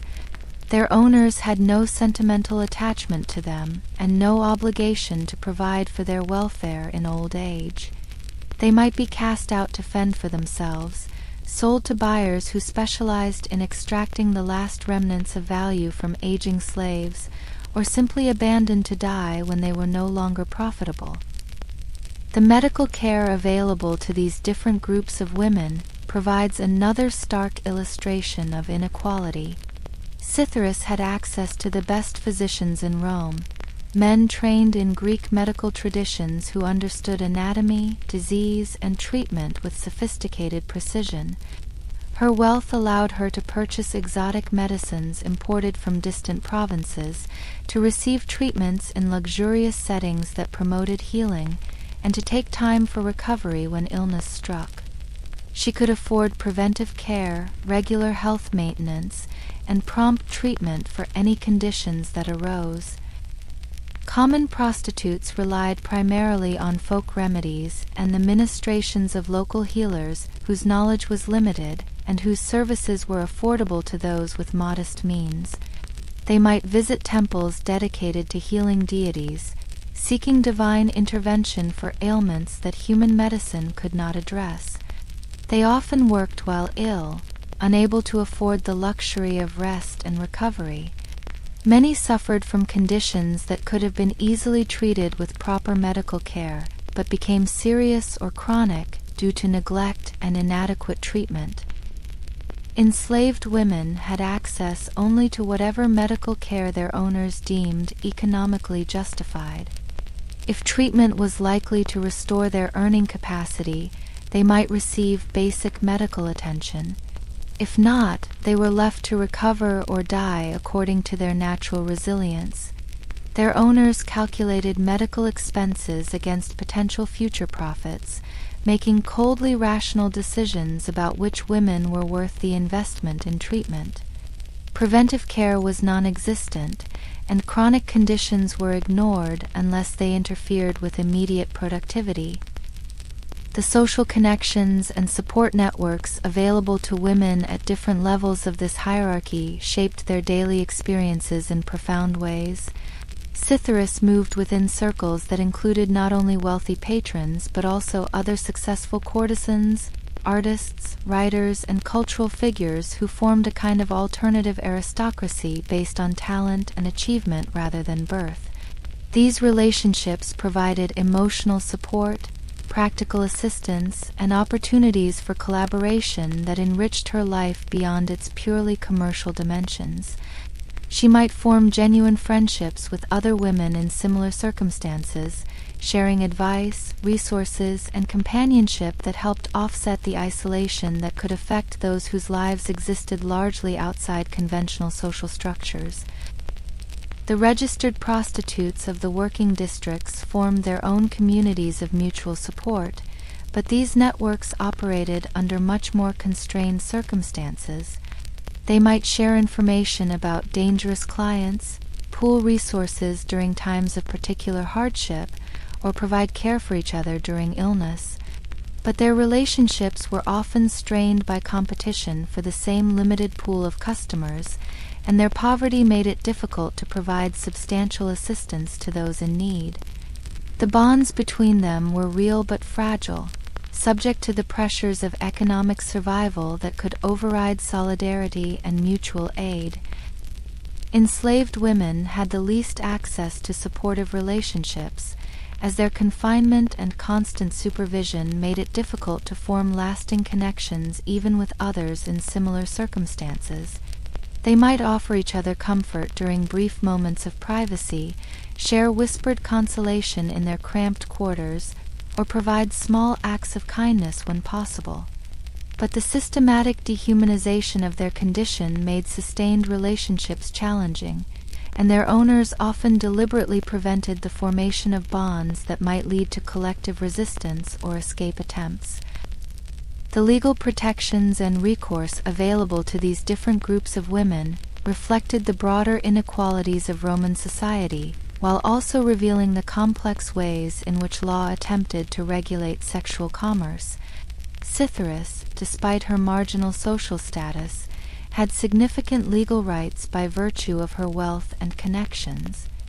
She could own property, enter into contracts, pursue legal remedies against those who wronged her, and enjoy the protection of powerful patrons who had interests in maintaining her security. Her relationships with elite men provided informal but effective protection against many forms of exploitation and abuse. Registered prostitutes enjoyed basic legal protections but faced significant practical barriers to enforcing their rights. They could technically bring charges against clients who refused payment or committed acts of violence, but their testimony carried less weight in court than that of male citizens. They could accumulate property and savings, but their assets were vulnerable to theft and fraud with limited legal recourse. The system acknowledged their right to exist and work within certain parameters, but provided minimal protection against the various forms of exploitation they might encounter. Enslaved women had no legal standing whatever. They were property rather than persons in the eyes of Roman law, with no rights that others were bound to respect. They could not own property, enter contracts, or seek legal remedy for any form of mistreatment. Their bodies, their labor, and even their children belonged entirely to their owners. Any violence against them was considered property damage rather than assault, and the legal system provided no mechanism for them to protect themselves or improve their circumstances through lawful means. The religious and spiritual dimensions of these women's lives also reflected the broader patterns of inequality that shaped Roman society. Cytheris had access to the full range of Roman religious practices, from the state cults that united all citizens to the mystery religions that promised personal salvation and spiritual transformation. She could afford to make substantial offerings to the gods, to participate in elaborate festivals and ceremonies, and to seek guidance from respected priests and philosophers. Her wealth and connections allowed her to explore various spiritual traditions and to integrate religious practice into her sophisticated cultural life. Common prostitutes participated in Roman religious life primarily through the public festivals and ceremonies that were open to all residents of the city. They might visit temples to pray for health, prosperity, or protection, offering what they could afford, often small coins, simple foods, or personal possessions of modest value. They were particularly drawn to deities associated with love, fertility, and protection, Venus, Diana, and various goddess figures who were thought to look favorably upon women in their circumstances. Their religious practice was sincere, but constrained by their limited resources and marginal social position. Enslaved women had virtually no opportunity for independent religious expression. They might participate in whatever observances their owners permitted or required, but had no freedom to choose their own spiritual practices or seek the comfort and guidance that religion might provide. Some found solace in private prayer or in the secret maintenance of religious traditions from their places of origin, but even these small acts of spiritual autonomy carried risks if discovered by disapproving masters. As we observe the final hours of this Roman day, as the oil lamps burn low in elegant villas and cramped tenements alike, as the great city settles into the quiet rhythms of night, we are struck by the profound human capacity to create meaning and maintain dignity even within systems of radical inequality. Each of these women, from the most privileged courtesan to the most exploited slave, possessed the same fundamental human needs for security, affection, recognition, and hope. Yet the circumstances of their birth, the accidents of history, and the structures of their society created vastly different possibilities for fulfilling these needs. Cytheris represents the remarkable heights that individual talent and favorable circumstances could achieve even within a system that generally marginalized women.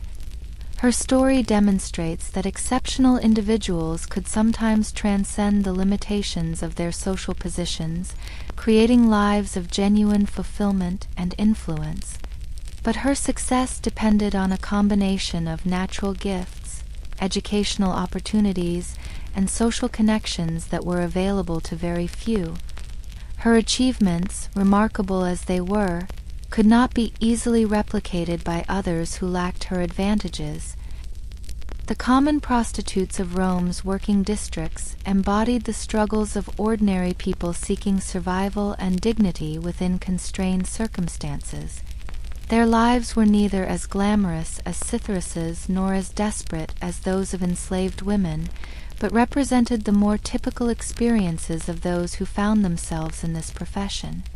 They navigated daily challenges with whatever resources they could muster, creating small communities of mutual support, finding moments of pleasure and connection amid the difficulties of their circumstances.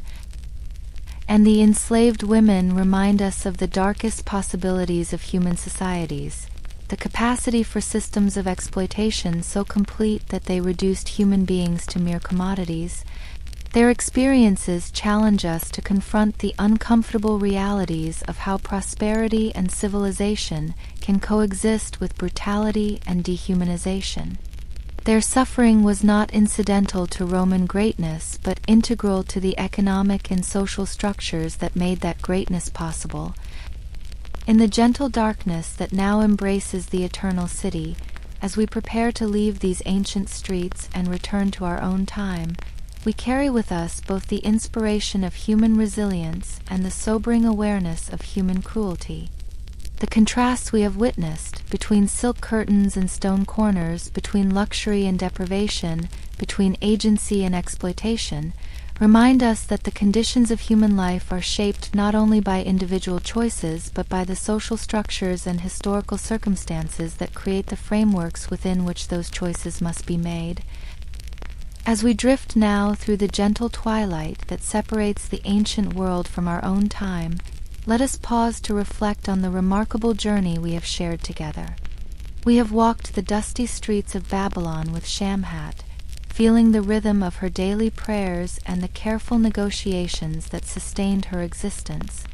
We have reclined in the elegant symposia of Athens with Aspasia, witnessing the extraordinary heights that intelligence and ambition could achieve even within the constraints of ancient society. We have stood in the mysterious shadows of Mesopotamian temples, contemplating questions about the sacred and the secular that scholars still debate with passionate intensity. And we have observed the stark contrasts of imperial Rome, where silk curtains and stone corners existed within the same great city, separated by vast gulfs of privilege and opportunity. Each of these journeys has revealed different facets of the same fundamental human experience, the endless quest for survival, dignity, and meaning within whatever circumstances history and fortune have conspired to create. As we have moved across millennia and continents, through different languages and cultures, past different gods and laws and social structures, we have encountered the same essential human needs expressing themselves in countless different forms. The need for physical security and economic survival, the desire for human connection and intimate companionship, the longing for respect and social recognition, the hope for transcendence and spiritual meaning that might lift daily existence above the level of mere animal necessity. What emerges most clearly from this long journey through time is the remarkable adaptability of the human spirit, the capacity to create meaning and maintain dignity even within the most challenging circumstances. Shamhat, conducting her morning prayers to Ishtar before facing another day of uncertain encounters, demonstrates the universal human need to connect individual experience to larger cosmic purposes. Her rituals of preparation and purification, her careful attention to appearance and deportment, her strategies for safety and survival, all of these reflect the endless human creativity in fashioning tools for navigating difficult terrain. Her world was one where the boundaries between sacred and secular were drawn very differently than they would be in later times, where sexuality was understood as one manifestation of divine creative power rather than as something inherently sinful or degrading, where the goddess of love was also the goddess of war, embodying the recognition that creation and destruction, pleasure and pain, life and death are all aspects of the same cosmic forces that govern existence. In this world, Shamhat's profession connected her to something larger than mere commercial transaction. It made her a participant in the eternal human engagement with the mysteries of desire, fertility, and renewal. Yet we have also seen how even within this more integrated worldview, the realities of daily life remain challenging. Shamhat faced the same practical concerns that have confronted working people throughout history: how to earn enough to eat, how to maintain health and safety, how to build relationships that provide both emotional sustenance and practical support. Her prayers to Ishtar were both spiritual expressions and practical requests for protection in a world where women alone faced numerous dangers. Her careful management of earnings and relationships reflected the constant vigilance required for survival in uncertain circumstances. The community of women among whom she lived and worked reminds us that human beings are fundamentally social creatures who find ways to create networks of mutual support even in the most challenging situations. Ninlil's mentorship, Tiamat's eager learning, Ereshkigal's modest success, these relationships demonstrate that dignity and care can flourish even within professions that society might view as marginal or degraded. The informal codes of conduct that governed interactions between these women, the sharing of information about dangerous clients and safe practices, the emotional support provided during difficult periods, all of these represent the eternal human capacity to create civilization from the bottom up, through small acts of kindness and mutual aid. Aspasia's story reveals different possibilities within the same fundamental human framework. Her extraordinary intelligence and education allowed her to transcend the typical limitations of her gender and social position, creating a life of remarkable influence and achievement. Yet her success depended not only on her individual talents but on the particular historical moment in which she lived. The openness of Athenian society to new ideas and social experiments, the democratic ideals that created space for unconventional relationships, the wealth flowing into Athens from its empire that supported the leisure necessary for philosophical inquiry and cultural development. Her relationship with Pericles illustrates the complex ways in which personal and political dimensions of life can interweave.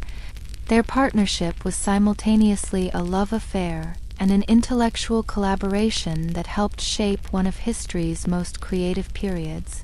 The attacks they faced from political opponents reveal the ongoing tension between innovation and tradition that characterizes all dynamic societies, the fear that new forms of relationship might undermine established social structures, the anxiety that foreign influences might corrupt indigenous values, the concern that individual excellence might challenge collective norms.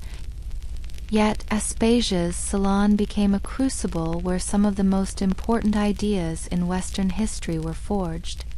The conversations between Socrates and his contemporaries, the development of rhetorical techniques that would influence education for centuries, the integration of artistic and political thinking that characterized the Athenian Golden Age, all of these emerged partly from the unique social space that her intelligence and position made possible. Her story reminds us that progress often comes from unexpected sources, that the margins of society sometimes produce the insights that transform the center. The mystery surrounding sacred prostitution in ancient Mesopotamia speaks to deeper questions about how we understand the past and how our own assumptions shape our interpretation of ancient evidence. The scholarly debates we explored reveal as much about modern anxieties regarding sexuality and spirituality as they do about ancient practices.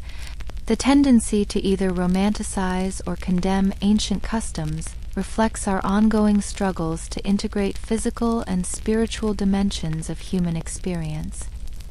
What emerges most clearly from this archaeological and textual detective story is the recognition that the past often resists our attempts to impose simple categories and clear judgments upon it. The women who served in the temples of Inanna may have participated in rituals that honored sexuality as sacred without engaging in what we would recognize as prostitution. They may have been educators, counselors, and ritual specialists whose functions have been misunderstood by later generations, or they may have combined sacred and secular roles in ways that our modern distinctions cannot adequately capture. The ongoing scholarly debate serves as a reminder that historical knowledge is always provisional, always subject to revision as new evidence emerges and new interpretative frameworks develop. The confident assertions of 19th century scholars about widespread sacred prostitution have given way to more nuanced and cautious assessments, but future discoveries may require further revisions to our understanding. The past remains partially opaque, inviting our curiosity while refusing to yield all its secrets. This uncertainty need not discourage us.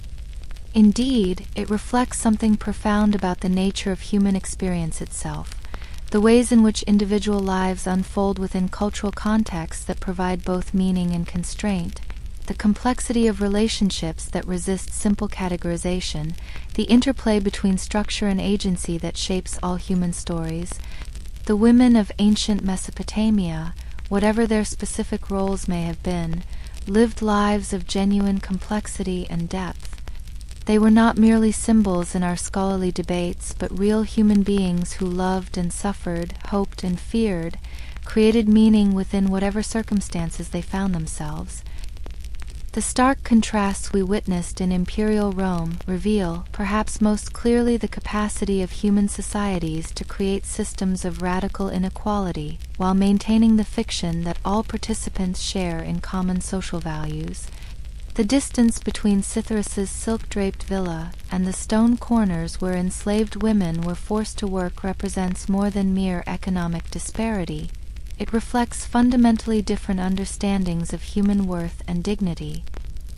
Yet, even within these systems of exploitation, we have seen evidence of the irreducible human capacity for creating meaning and maintaining relationships that transcend purely commercial transactions.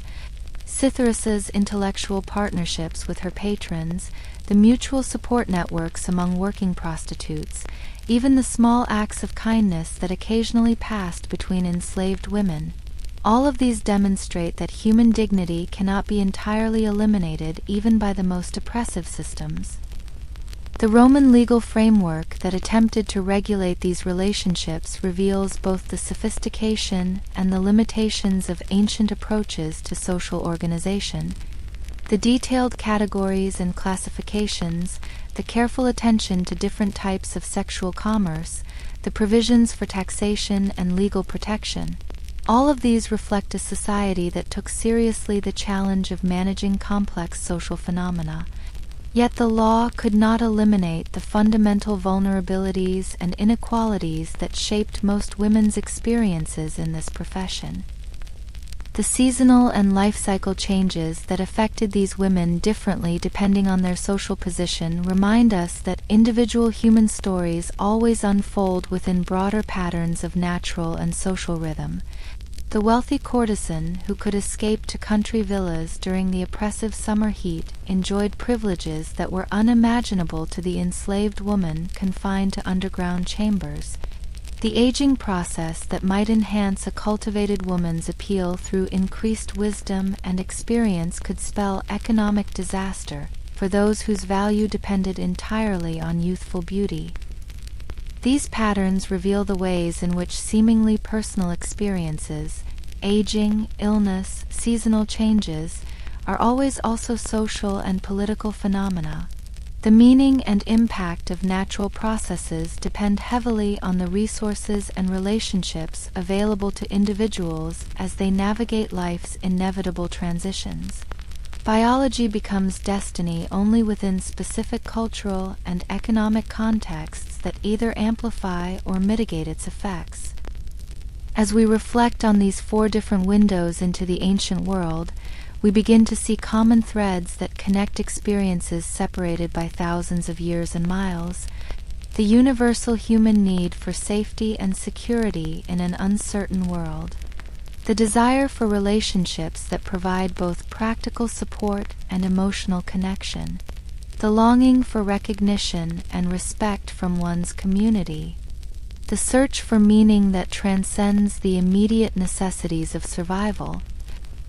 But we also see the enormous variability in how these universal needs have been met across different times and places, the specific forms that relationships take, the particular strategies that individuals develop for survival and advancement, the unique cultural frameworks that give meaning to human experience. All of these vary dramatically while addressing the same fundamental human requirements. This variability reminds us that there is no single story of human sexuality, no universal pattern of gender relations, no inevitable trajectory of social development. The women whose lives we have explored made their choices within very different sets of possibilities and constraints. What seemed natural and acceptable in one context appeared strange or shocking in another. What provided security and dignity in one society might represent degradation and exploitation in a different cultural framework. Yet across all these differences, we can trace the persistent human struggle to create lives of meaning and connection, to find ways of relating to others that honor both individual autonomy and collective responsibility, to build communities that provide both security and opportunity for growth, to develop spiritual practices that connect personal experience to larger cosmic purposes. These struggles continue in our own time, taking new forms but addressing the same fundamental human needs that motivated the women of ancient Babylon, Athens, and Rome.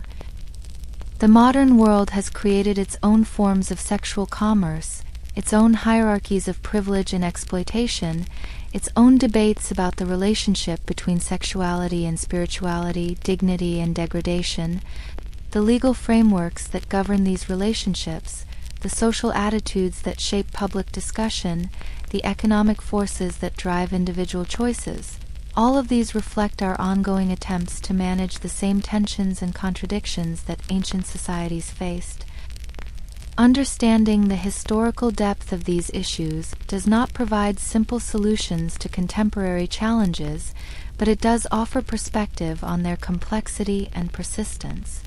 The questions that scholars debate about ancient sacred prostitution echo in modern discussions about sex work, agency, and exploitation.